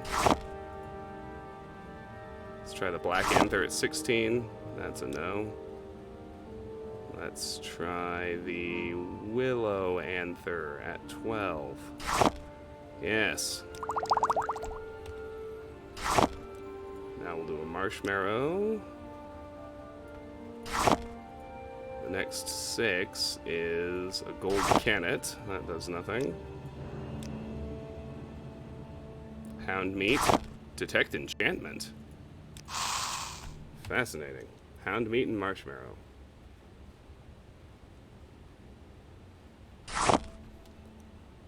Blacktails. That sounds like a lot of people's early Morrowind experience, to be fair. It's charming in its specifics and familiar in its themes. But I like that story. I'm glad you get to see this game now.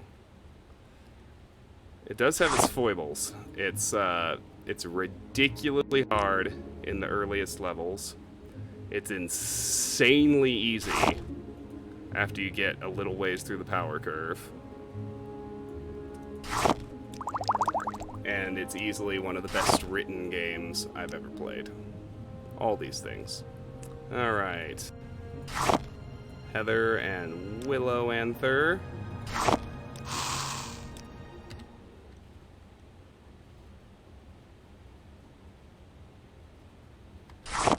Come on Meow. Heather and Willow Anther. Come on. There we go. Lovely. Let's keep at it. Marshmallow. We need another 6. Rusula.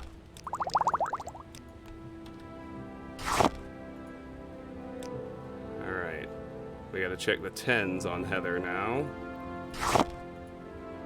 So that starts at crab meat. That's a no.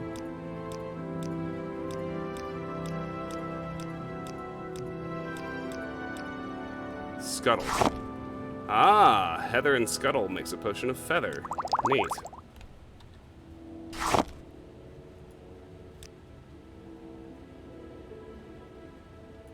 I will drop Marshmallow to 16 in just a moment here. Let's see, past Rusula. Racer Plumes. Ooh, Marshmallow and Racer Plumes. It's a potion. Drain willpower. A John Gacy simulator. Wow. I mean, you're not wrong, Alex. That's extreme language, but you're not wrong. I've been really good, Rockstarat. Thanks for asking. I'm fairly advanced in the process of getting a new job. I had a callback interview. I got through the screener interview. They had me submit a writing sample. It's for a writing editing position. And then we had the callback interview, and now they're talking to my references. So I should hear from them either tomorrow or early next week. Big fingers crossed on that one. But I'm pretty excited about it. Alright, 16. Start with Black Anther. I think 10 is the next lowest at this point, so start at crab meat. Black Anther and crab meat is a no. I think Scuttle's the only... What about Willow Anther? That's a no. I think at 9 we've got a Scuttle. That's a no. Do I have any 8s? Nope. Any 7s?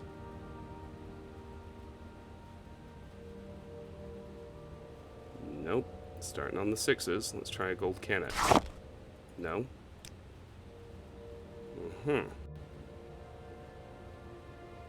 Salt rice. No.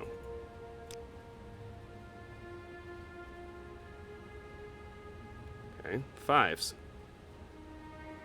Conberry. No. Wow, okay. Cork bulb. No. Hound meat. No.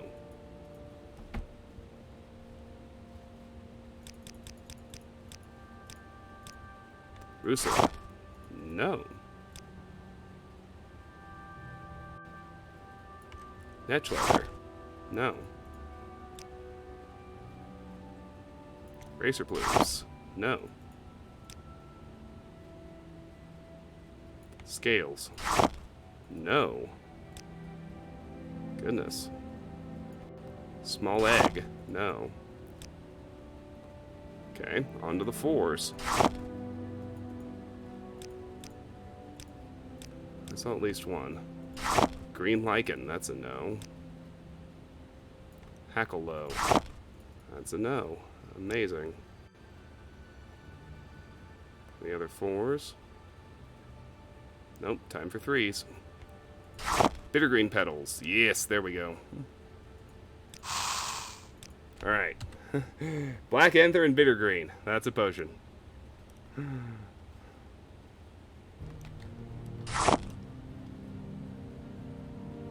Well, thank you, Rockstrad. I appreciate that. I appreciate all the well wishes on that front.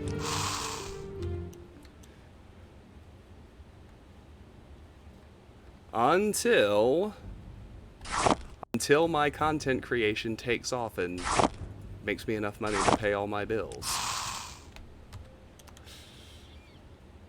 Which it won't. This is a hobby. A very, very fun one.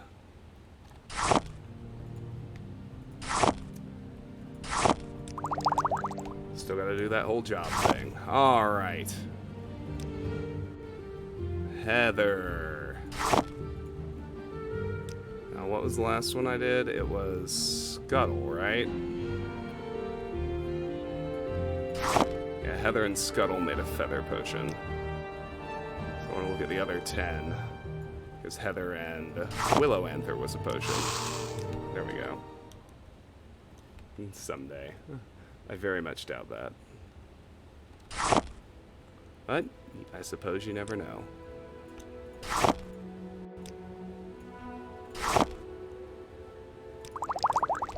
Alright. Then we're on Marshmallow. Let's see, it was through to 5s, I think. No, 6s. Salt Rice. Alright, Black Anther.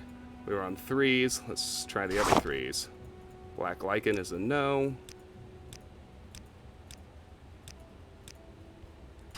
Quamacuddle is a no. Pearl. Yes, Black Anther and Pearl. Alright. Oh, money would not do. Money would never change that. Well, and that's the thing, and that's why I probably won't ever make significant money through these channels, because, you know, you see the channels that make money, and you see what they're like stylistically. There's just, I very much appreciate my little niche audience. There's not very broad demand for the way I play games. But the people who are looking for what I do tend to really, really, really love it. And I appreciate that very much. Alright.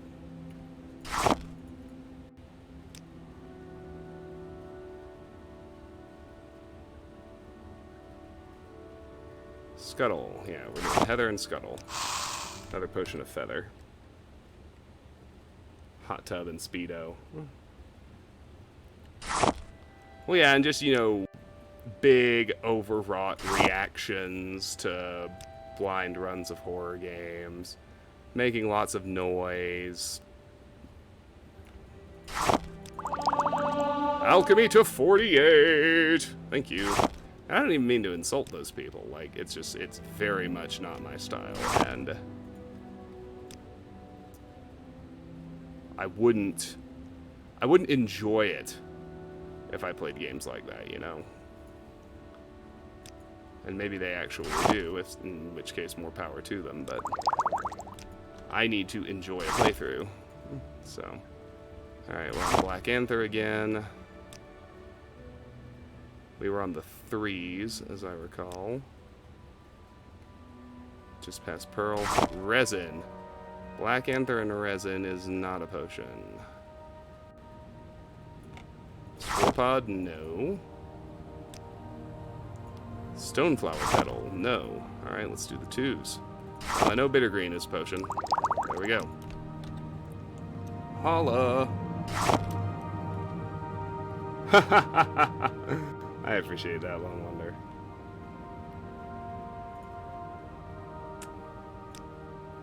Let's see, where's my Heather at? We were on, I want to say Willow Anther. Scuttle should be sitting at 8. Yes. Heather and Willow Anther. That's next. The undercurrent of procedurals. Oh, I appreciate my audience very much. Your small numbers are more than made up for in your dedication.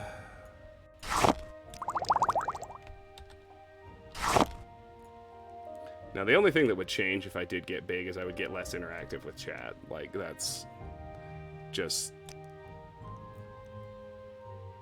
yeah, that's just the reality of having a very active chat with lots of people in it, is you lose the ability to respond to everything, or else you're just constantly responding and you're not actually playing the game. Like, I would never change my playstyle or anything like that.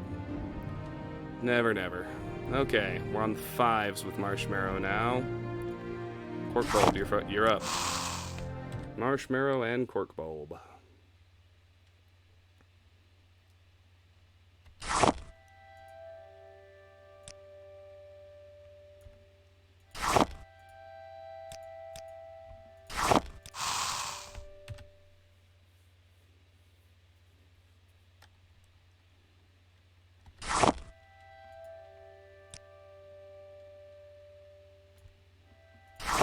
Well, I don't fault people with big channels for doing that at all. I mean, it's just it's an absolute necessity. You know, when volume gets so high, you can't possibly react to chat in real time and still do literally anything else with the game you're trying to play. I completely understand that. But if your point is that something is lost in that transition, I mean, of course it is. It's kind of inescapable, but... So we were on 2s. Black Anther and Crush Fiber is not a potion. Black Anther and Pearl is.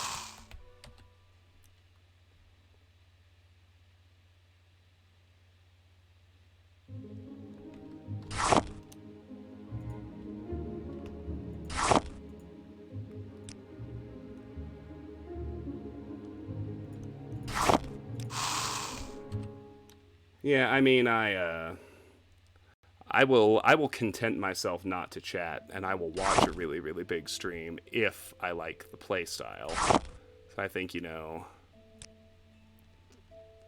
But I understand if big chats are a turnoff because you actually want to interact with the streamer. I get that too. I mean, it's all a pretty delicate dance. I think that, you know, if you've got a really big chat going on, you can't be faulted for not interacting with chat enough, unless it's like a just chatting stream or something. But I don't think your playstyle should change just because your audience gets bigger. That's like Dance with the Girl That Brung You, you know what I mean?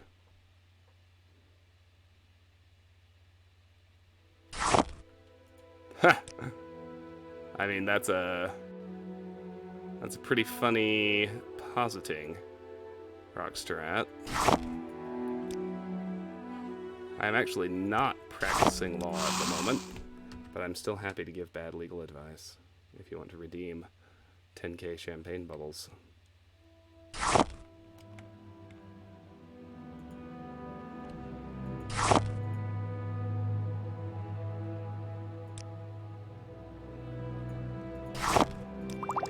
There we go.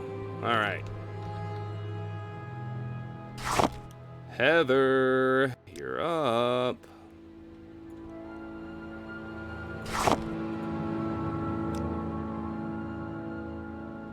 Those 8s at Scuttle and Willow Anther. Excellent.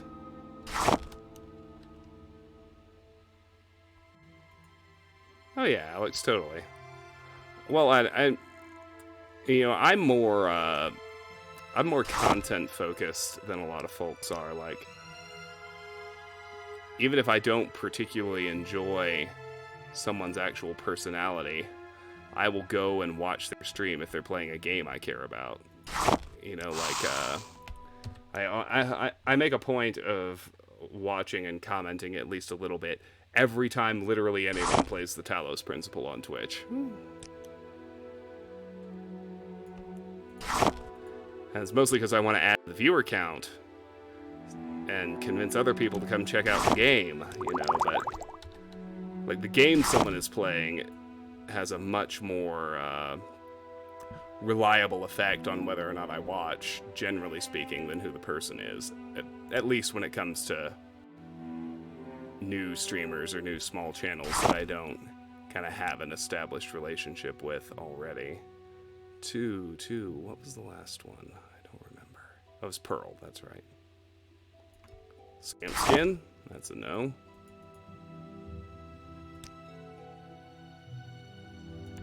Scathe Crawl, no.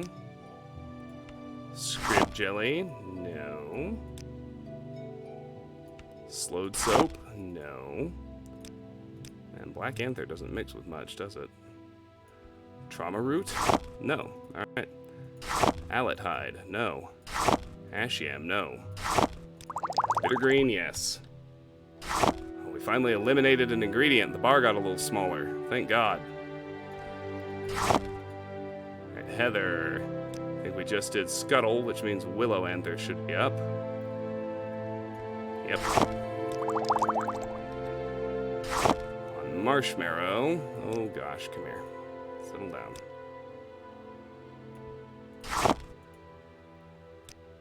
We're over on Rusula. Yes. Marshmallow and Rusula, that's next.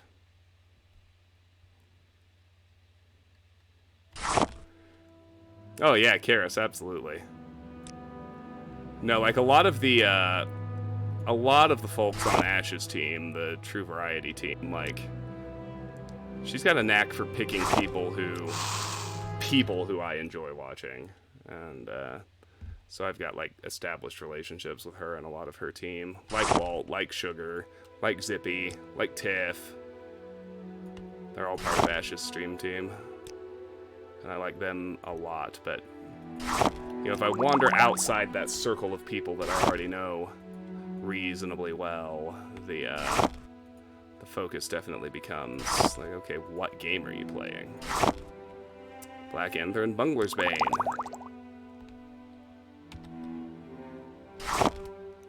Yeah, he followed, but he never commented. I don't know who he is, other than that he followed me. And I thanked him for following me. And that was the extent of the interaction.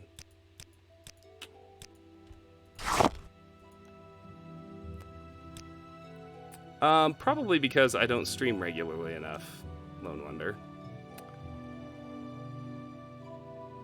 My understanding is Ash just picks people to invite.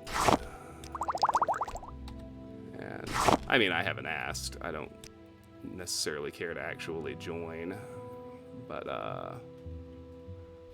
I don't think I stream regularly enough to be part of a team.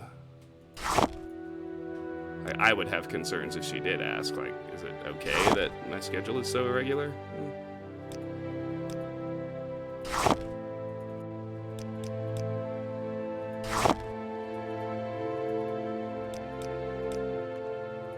Oh, I just checked Grave Dust, didn't I?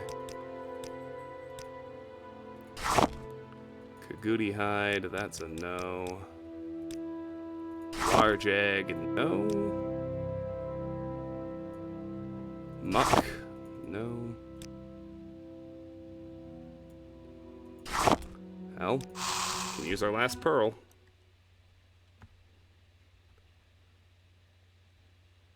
Oh, Haas is a bot. I see. Well, Lone Wonder, you want to do the honors?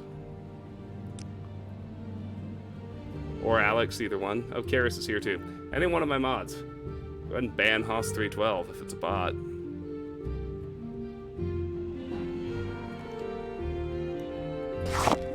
We have 11 marshmallow now. So we did Rusula. Let's check on Netch Leather. That's a no. Razor Plumes. Yes. Marshmallow and Razor Plumes.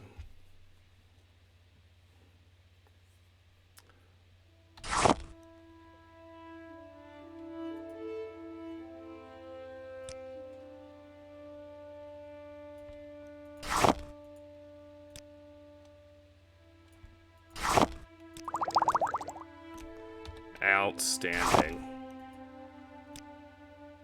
Okay. Alright, Black Anther.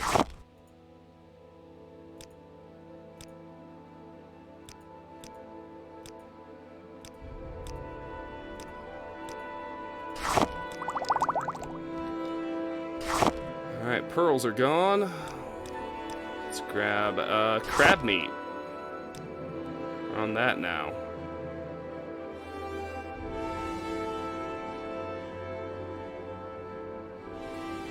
Willow Anther? No. Let's go for a 6. Can it? No.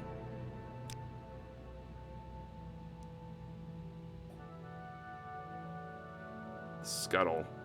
I know that's a potion.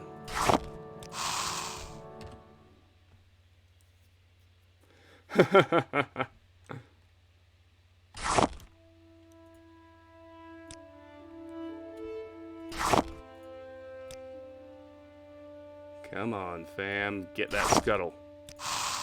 Make this potion. Our failure rate is only 32%. We're failing, in theory, we're failing less than 1 out of 3 times. Since alchemy raised to 48.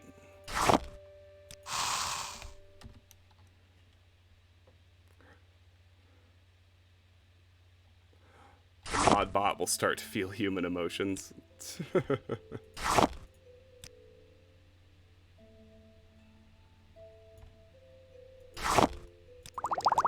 Alright, crab meat and scuttle. We have landed. Heather. Did I gold can it? I did. Okay, we got some other 5s, I think. Maybe? Yes, netch leather. Heather and netch leather, that potion. Alright.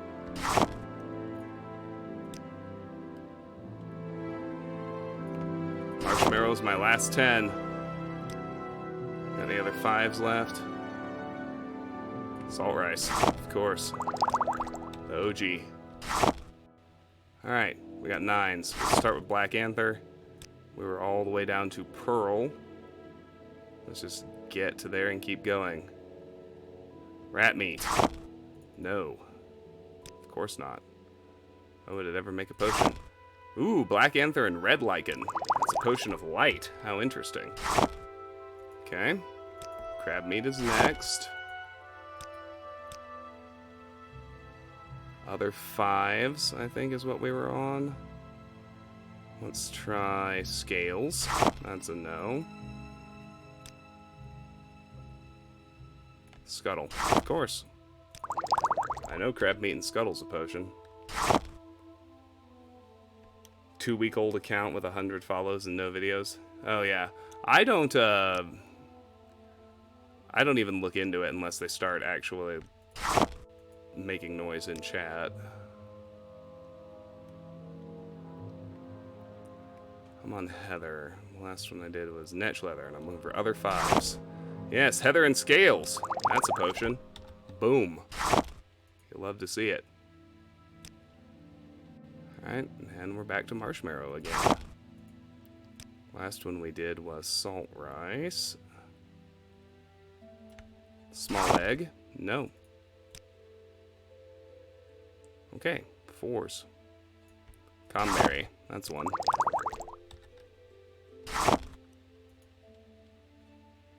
Alright, Black Anther. We did Red Lichen. And keep going past there. Rubrush. Nope.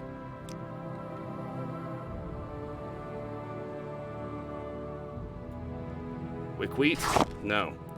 Alright, Black Anther has, in the parlance, been removed from playoff contention. Just gonna set it there for now so it's off the bar. It can't mix, it literally can't mix with anything else. Crab meat, we were on 5s with scuttle. I know it can mix with a small egg. I will gladly take my potion of restore fatigue. Thank you, come again. Okay. Then we have Heather. I just did scales. Do I have other 5s? No. I do have Willow Anther. I got distracted from, I think. Hope that doesn't fuck up my numbers too badly. Okay. Marshmallow. Yeah, I know it does not mix with Willow Anther. I know it does mix with Cork Bulb. Marshmallow and Cork Bulb. Here we go.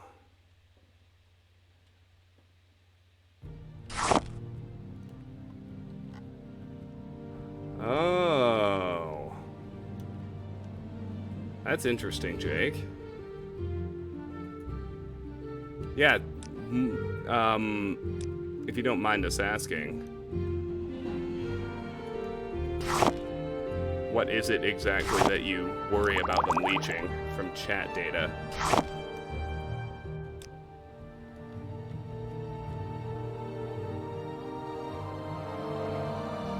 Alright, next 7 is crab meat.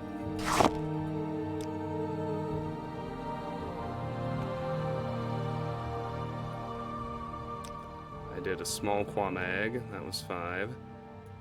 So now we're down to 4s. Crab meat and green lichen does nothing. Crab meat and hackle low is a good potion.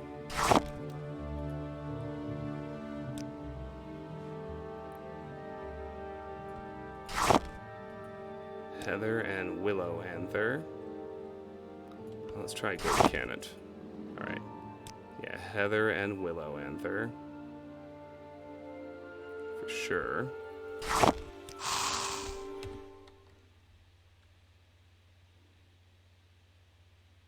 Ooh, that actually makes sense. The, like people putting out Steam codes and whatnot in chat.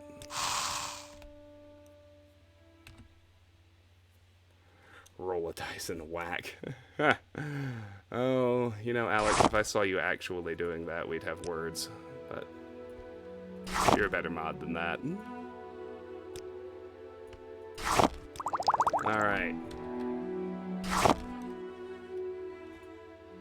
Oh. He's not serious, Rockstrat. I can see if he does the... I can see what my mods get up to. Alright, marshmallow. Where my 6s at? I've tried Canada already. I think we were down to 4s, weren't we? Yeah, we did cork bulb. Okay. Green lichen? No. Hound meat? Yes. Marshmallow and hound meat. Here we go.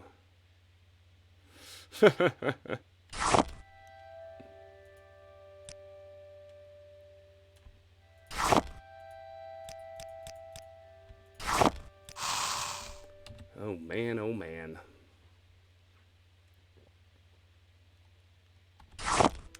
Alchemy is so much fun.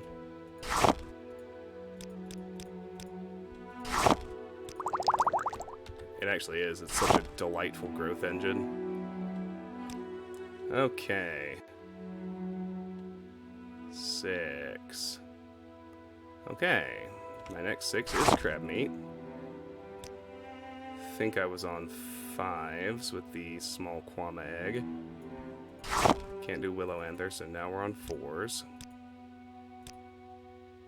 We did a 4 with hackle lowleaf. Rusula? No. Crab meat and Rusula, not a potion.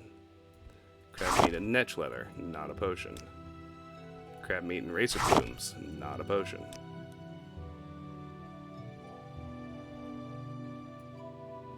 Crab meat and salt rice, potion. Heather's next. Nope, gold Canada's next, I lied.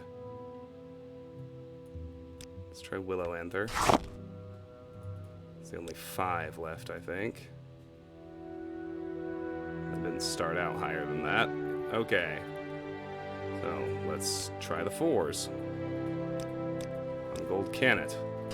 Green lichen, yes! Excellent. Okay.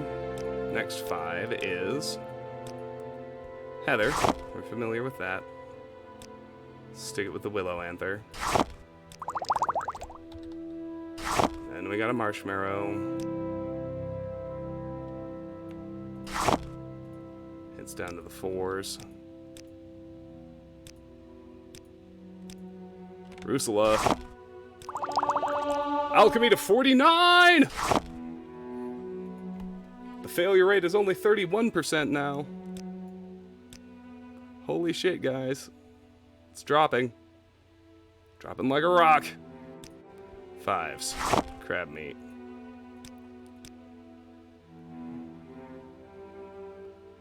I think I did salt rice last time. Yeah, so let's look at other 4s. Scales, not a potion. Scuttle, that's a potion.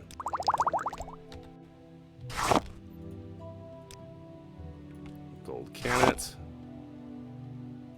What was the 4 that worked? Green Lichen. Alright, we're looking at other 4s. Netch Leather, no. Razor Plumes, no. Scales, no. Small Egg, no. Willow Anther, no. Okay, let's look at 3s. Black Lichen, no. Comberry, no. Cork Bulb, no. Green Lichen, fair enough. Onward and upward.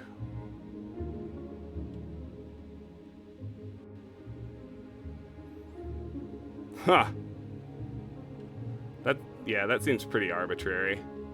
Not you keeping your follower count low so only homies show up. Like, the one you just described. That sounds a little weird to me, not gonna lie. Alright. Heather. We're on 4s. Crab meat's a no. I know that. Gold Cannet's a no. Netch Leather's a yes. Marshmallow. You're the last 5.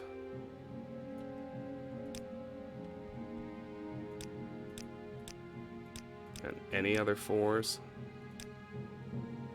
Marshmallow and Racer Plumes is a potion. Hot damn. There you go. Okay, now we're on 4s. Alright, everything is at 4 or lower. Very good. Crab meat, you are first.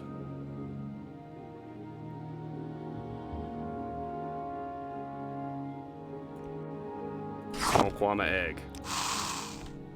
Yes, very yes.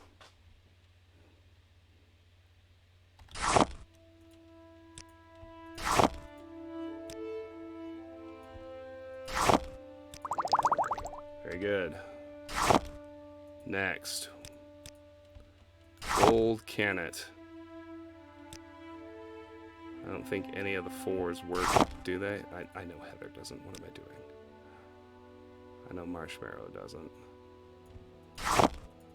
Couldn't remember if I had checked scales. No Willow Anther. Alright, we're on 3s. We were on 3s already. God, I'm confused as hell. I always get this way toward the end of one of these. Gold Cannet and Hackle Low. That's not a potion. Hound Meat. Not a potion. Quamacuddle. Not a potion. Rusula. Not a potion. Netch Leather. Not a potion. Razor Plumes. Not a potion. Resin. A potion! Gold Cannet and Resin. Potion of Burden.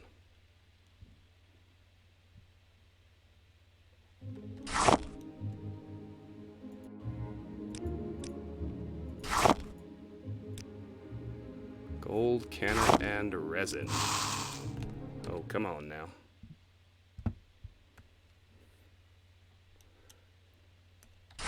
Yeah, Karis, it is a pretty terrible alchemy UI.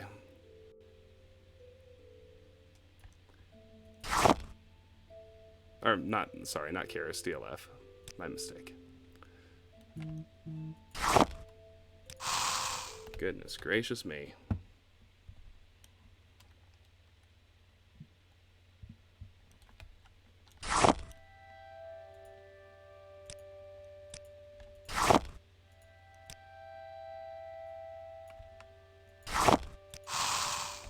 Having trouble with this one. I do like that you can resize the windows. I agree. The, a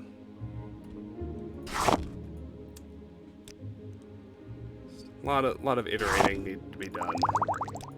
Okay. Next 4, after Gold Canet, is Heather. Where my other 4's at. I know you don't mix with Marshmallow. I know you do mix with Scales. Fuck yeah. Where are my next 4 at? It's Marshmallow. Is that the last one? Close. Willow Anther. Alright. Start with 3s. Black Lichen. No. Comberry. I already know that's a yes. And now, Willow Anther gets its own turn in the spotlight. It's the last 4. Black Lichen's a no. Where are my other 3s at? Cork Bulb. Yes! Willow Anther and Cork Bulb. Cure Paralyzation. Alright, we're on to 3s. Black Lichen. What are the other 3s? Crab Meat's a no.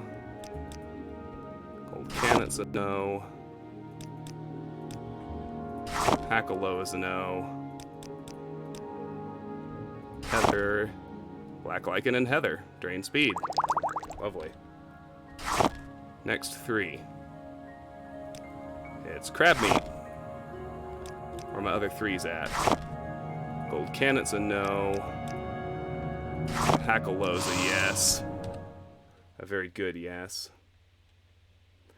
Yeah, Morrowind code patch, it fixes the broken sneak system too, so you can actually pickpocket things. Alright, Crab Meat and Hackalow. Where's my next 3? It's Gold Canet. Where are my other 3s at? Hound Meat is a no, that's fine. Quamacuddle is a no, that's fine. Luminous Rusula is a no, that's fine. Marshmallow is a no, that's fine. Netch Leather is a no. Too bad. Racer Plumes is a no. I love this soundtrack. Salt Rice is a no. Almost went too far. Scales is a no. Scuttle is a no. Small Egg is a no. Spore Pod is a no. Stoneflower is a yes. Alright, Gold Canet and Stoneflower. That's the next potion. Boom, boom, boom, boom.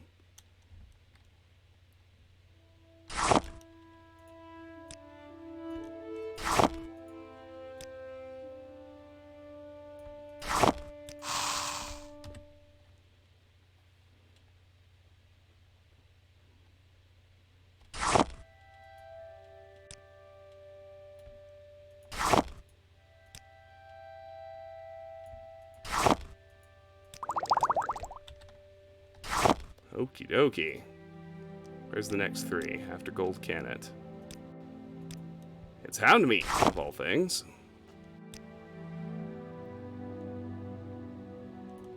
Quamacuddle? No. Luminous Rusula? No. Marshmallow? Yes. Where's my next 3?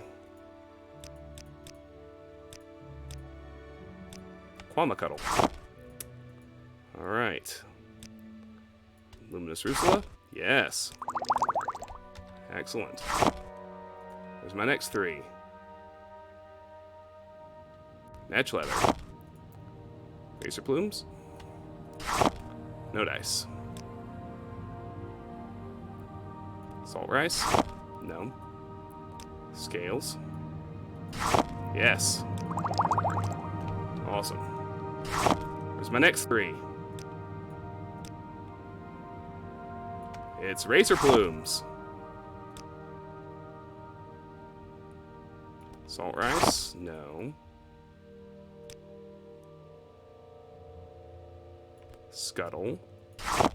No. Small egg. No. Spore pod. No. Willow anther. No. So we start on the 2s. Black lichen. No. Comberry. No. Cork bulb. No. Crab meat. No. Gold cannet. No. Green lichen. No. Hackalow. No. Heather. No.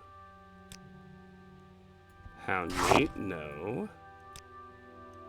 Creche fiber. No.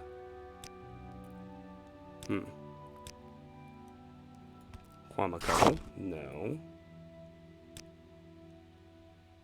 Luminous Ursula. No. Marshmallow. Yes. Racer plumes and marshmallow. That's a potion, y'all. It's hard to come by stuff that actually mixes with racer plumes, I've found.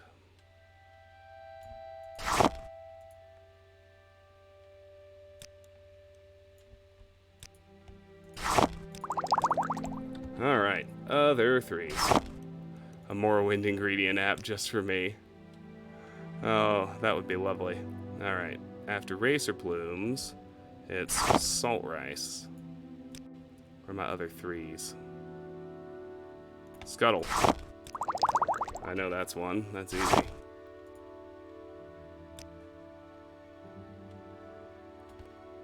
Small egg. Alright, spore pod. That's a no. Willow anther's a no. Into the 2s. Black lichen, no. Comberry, no.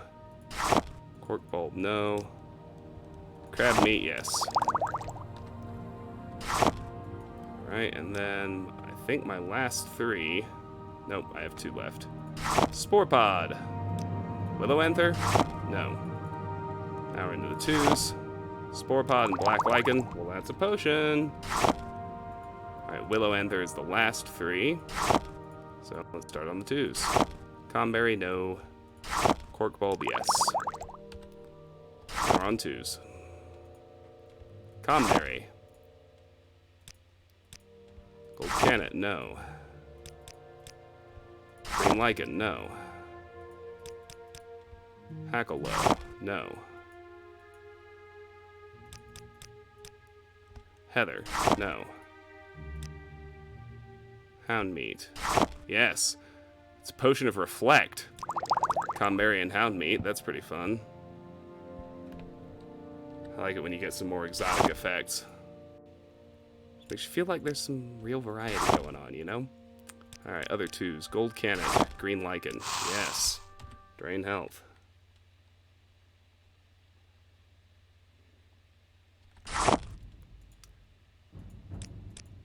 Oh, awesome. Thanks, Lone Wonder.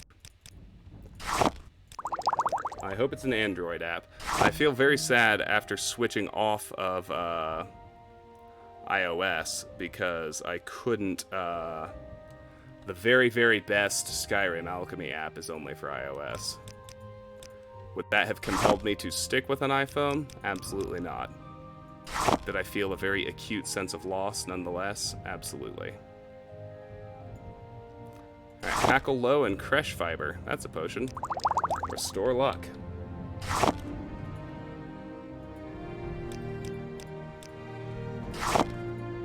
Alright, Heather, where are my other 2s? Quamacuddle, no.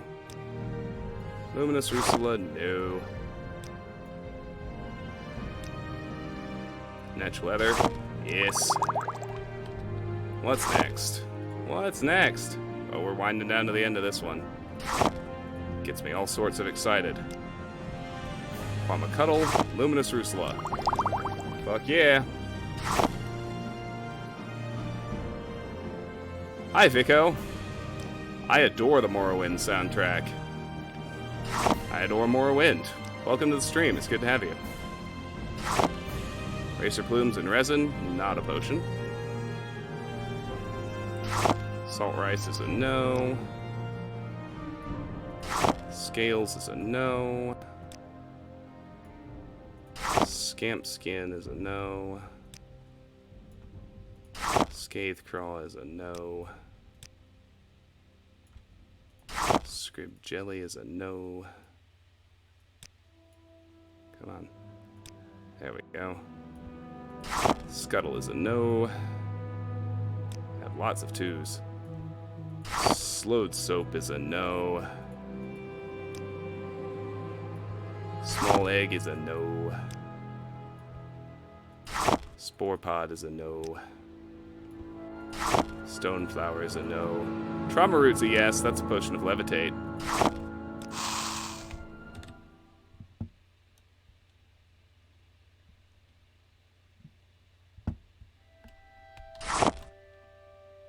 Razor plume and trauma root.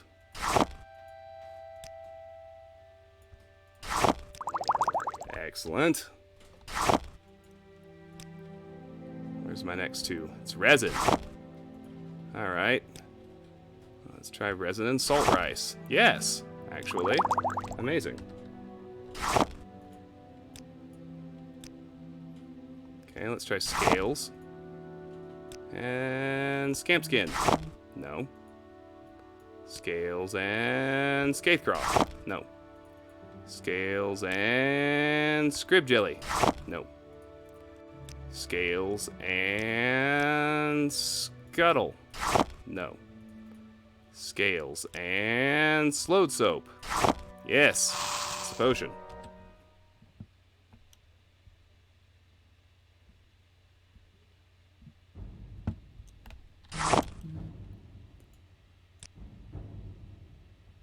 Alright. We'll do Scales and Slowed Soap. Next up. Okie dokie. Then we got Scamp Skin and Scatecraw. Let's try that. Not a potion. Scamp Skin and Scrib Jelly. Not a potion. Scamp Skin and Scuttle. Not a potion. Scamp Skin and Small Quama Egg. Not a potion. Scamp Skin and Spore Pod. No. Scamp Skin and Stone Flower. Yes! Potion of Restore Strength. Excellent.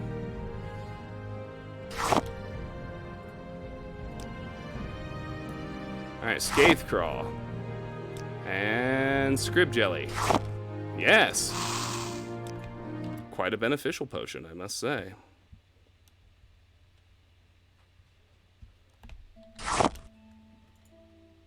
Scrib Jelly and Scatecraw, or Scatecraw and Scrib Jelly, however you want to phrase the order.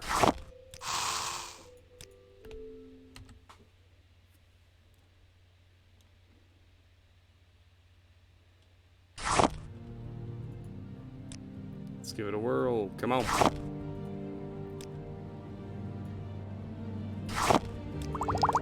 Excellent. Scuttle and a small egg. That'll work. Alchemy to 50. Hot damn. Failure rate is down to 30%, y'all. Alright, Spore Pod. The last twos. Spore Pod and Willow Anther. Not a potion. Allet Hide? No. Ashiam? Yes. Potion of Detect Key. Alright, the final two is Willow Anther. Allet Hide, no. Black Lichen, no. Bone Meal, yes. Willow Anther and Bone Meal, there we go. We're in the home stretch, everybody.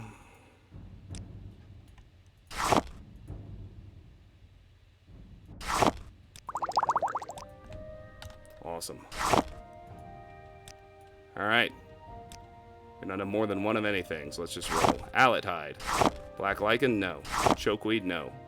Comberry, no. Cork Bulb, no. Crab Meat, no. Drugwack, no.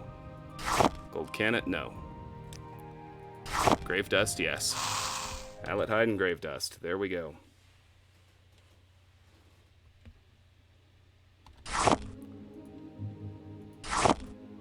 My alchemy is the engine that drives the Vardenfell economy. Okay, black lichen, chokeweed, no. Cranberry, no. Cork bulb, no. Crab meat, no. Drugwax, no. Gold cannet, no.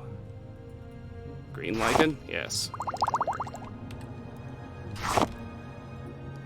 Chokeweed, cranberry, no. Cork bulb, no. Crab meat, yes. Chokeweed and crab meat, there we go.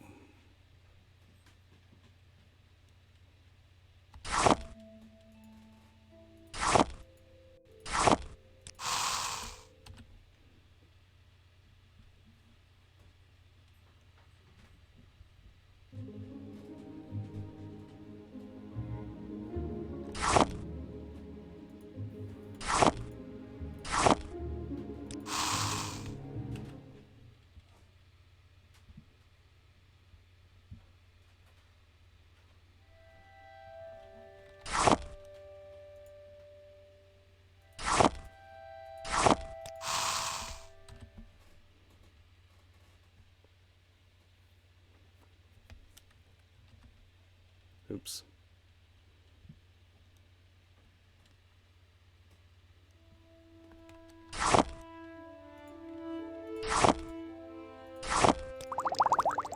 Okay.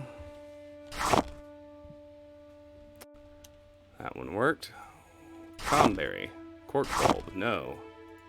Drugwax, no. Gold cannet, no. Hackalow, no. Heather, no. Hound meat, yes.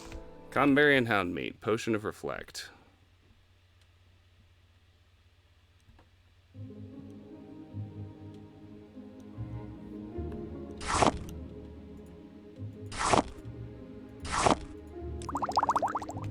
Awesome.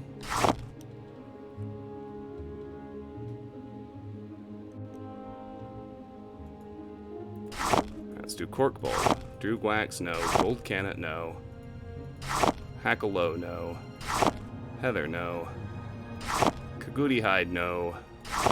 Cresh fiber, no. Quama cuddle, no. Large quama egg, no. Luminous rusula, no. Marshmallow, yes. Very good. Drugwax, gold cannet, yes. Amazing. Hackalow, Heather, no. Kagouti hide, no. Cresh fiber, yes. Heather, Kagouti hide, no. Quama cuddle, no. Large quama egg, no. Luminous rusula, no. Muck, yes. Heather and muck, there we go.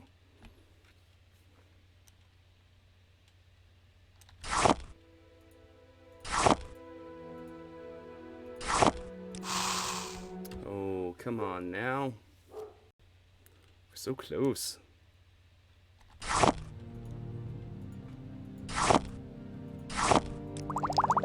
Excellent. Kagouti hide. Quama cuddle. Yes. Awesome. Large quama egg. Luminous rusula. No. Netch leather. No.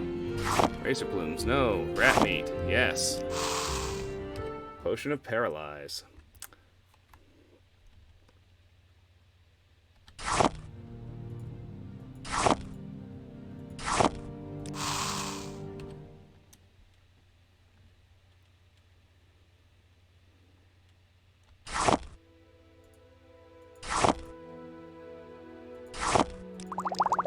Excellent.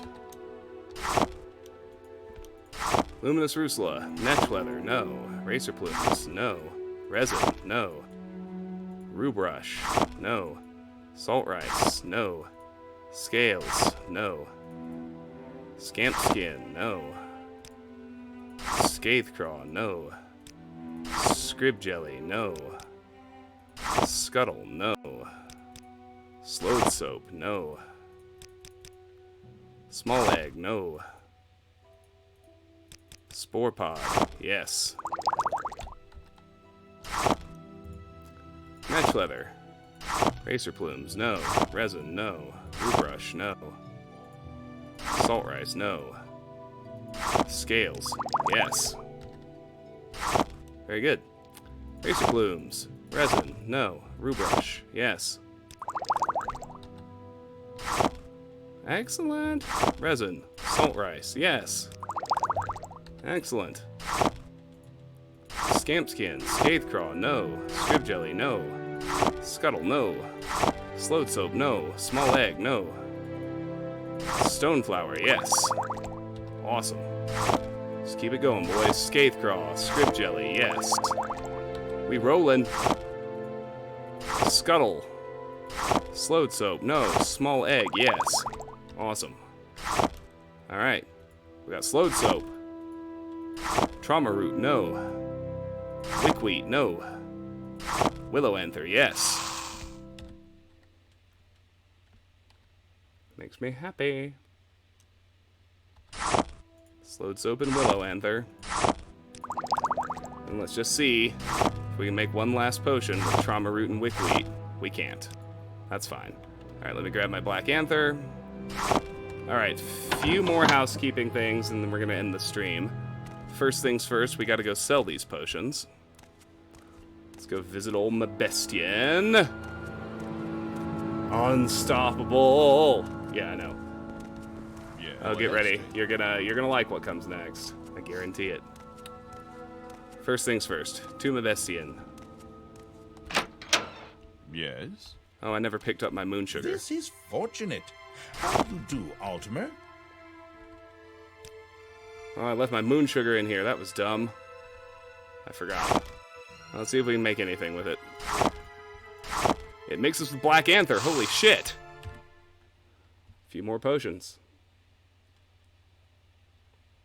I must say, I find you most interesting right now. Please, go ahead.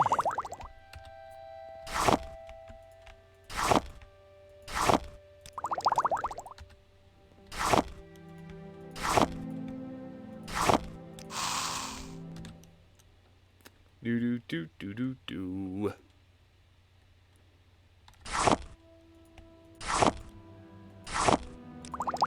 Awesome. Well, I find myself in pleasant company. Please, share your Two thoughts. more potions. So here's what we're gonna do. Once I make these last two I potions. must say, I find you most interesting right now. Please, go ahead. We're going to sell everything we can to Mabestian and make all that money. That's phase one. One more potion! Literally one. I have a 70% success rate now. How many times in a row can we roll a 3 in 10 failure? Let's find out. This is fortunate. All right. How do you do, Altimer? Hey, look, buddy, the moon sugar's gone. How do you feel about that?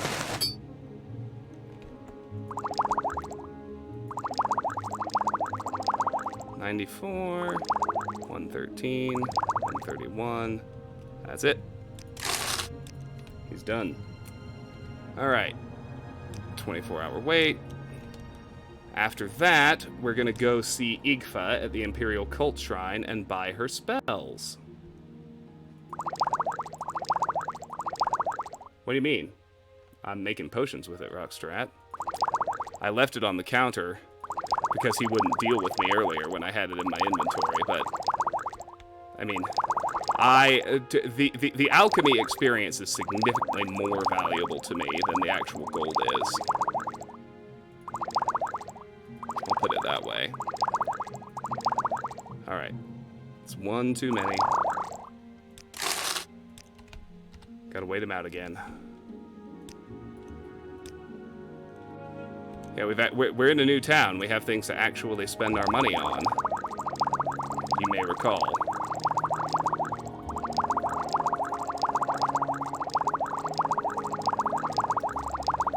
Spell merchant is first.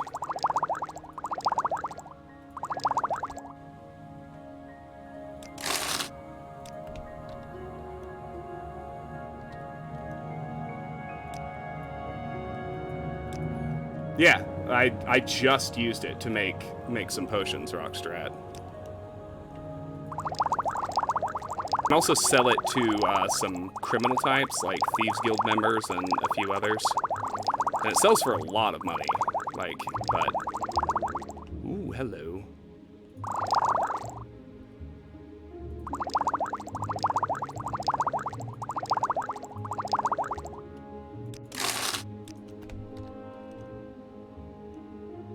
But the, I imagine we're gonna have enough gold to buy all of Ikfa's spells. I certainly hope so. And then when we're done with that, there's a trainer in town who can give us training in some freely usable skills that I'm actually interested in. Specifically, I'm talking about Pelagiad at the Halfway Tavern, who can give me at least some training in athletics. Well, my speed's at 30, so I think she'll be able to train my athletics up to 30. I think she can train my speechcraft up to 40 as well. And I'm gonna go ahead and spend the gold on that if I have it. So that'll make a big difference, like, immediately.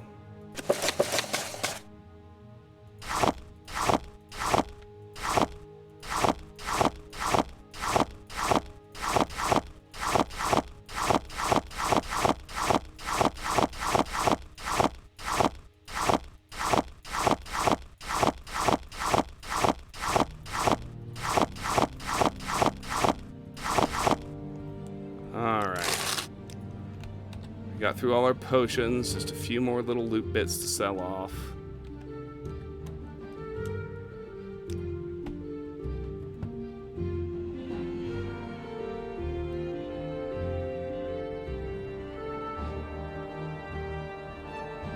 I'm never gonna use that.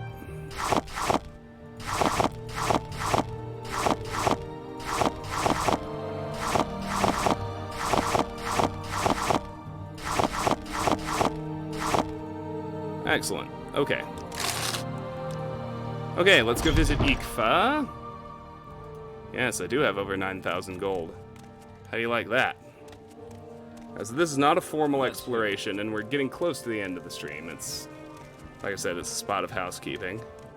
But no, I guess it's not really housekeeping. There's important character progression happening. I need to find Ikfa.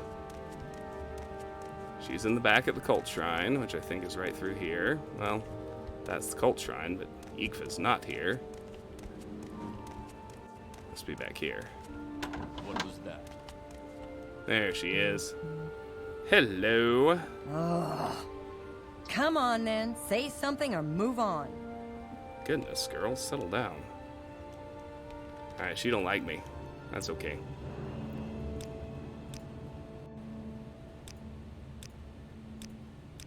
I gotta get her dispo up above 90.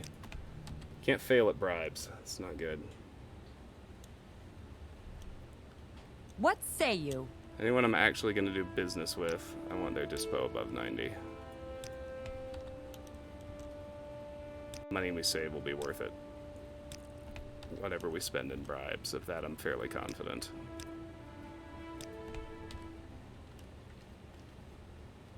What a lovely person. Oh, well, I mean, the female Nord, when they don't like you, is a pretty rude voice set. It's true. If you need a good laugh or a tall tale, you've come to the right place. Alright, there we go. She likes us now. Let's buy her spells. Ooh, see, many. Alright. That dropped our gold to 6,000, but that's fine. Let's go visit Pelagiad now. So personality's at 40, speed's at 30. My priority is athletics. Let's hear it. We'll be able to train it to 30. Then I'll spend what I have left training speechcraft.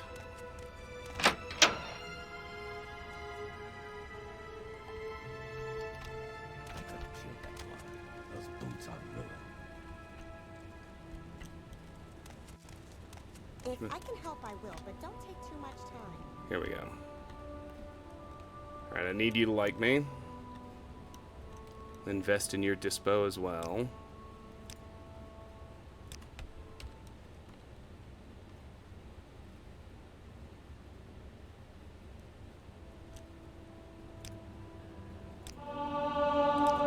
Speechcraft 18, holla!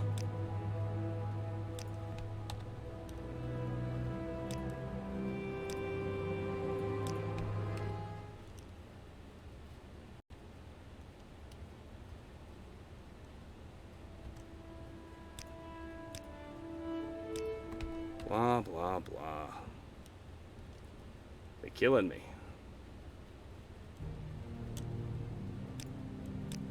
There we go. Just a little bit more.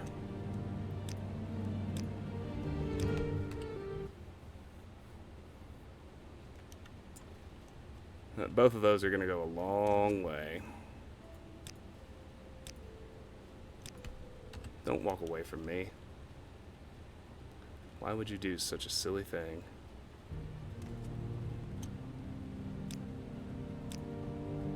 I'm trying to give you money. I'm trying to buy your affection. Come on. Hi, Kings. Not too much. You're coming in towards the end of the stream here. We're just gonna, once I get this gal's disposition above 90, we're gonna do a little bit of training, and that's gonna do it. But it's really good to see you again. How are you, my friend? Pleasure having you back. How have things been? Alright, almost there. Perfect. Okay, here we go. Alright, so we'll start with athletics. Oh, fuck me. She only trains Thieves Guild members. Oh, never mind. We're not doing any training yet. So with that, we're going to call it a stream. So, first and foremost, everybody who's here, I really want to thank you. I appreciate you watching. If you're new and you haven't followed yet, please take care of that so you can see the next time I go live. I think it's going to be tomorrow, and we're going to play Thief Gold.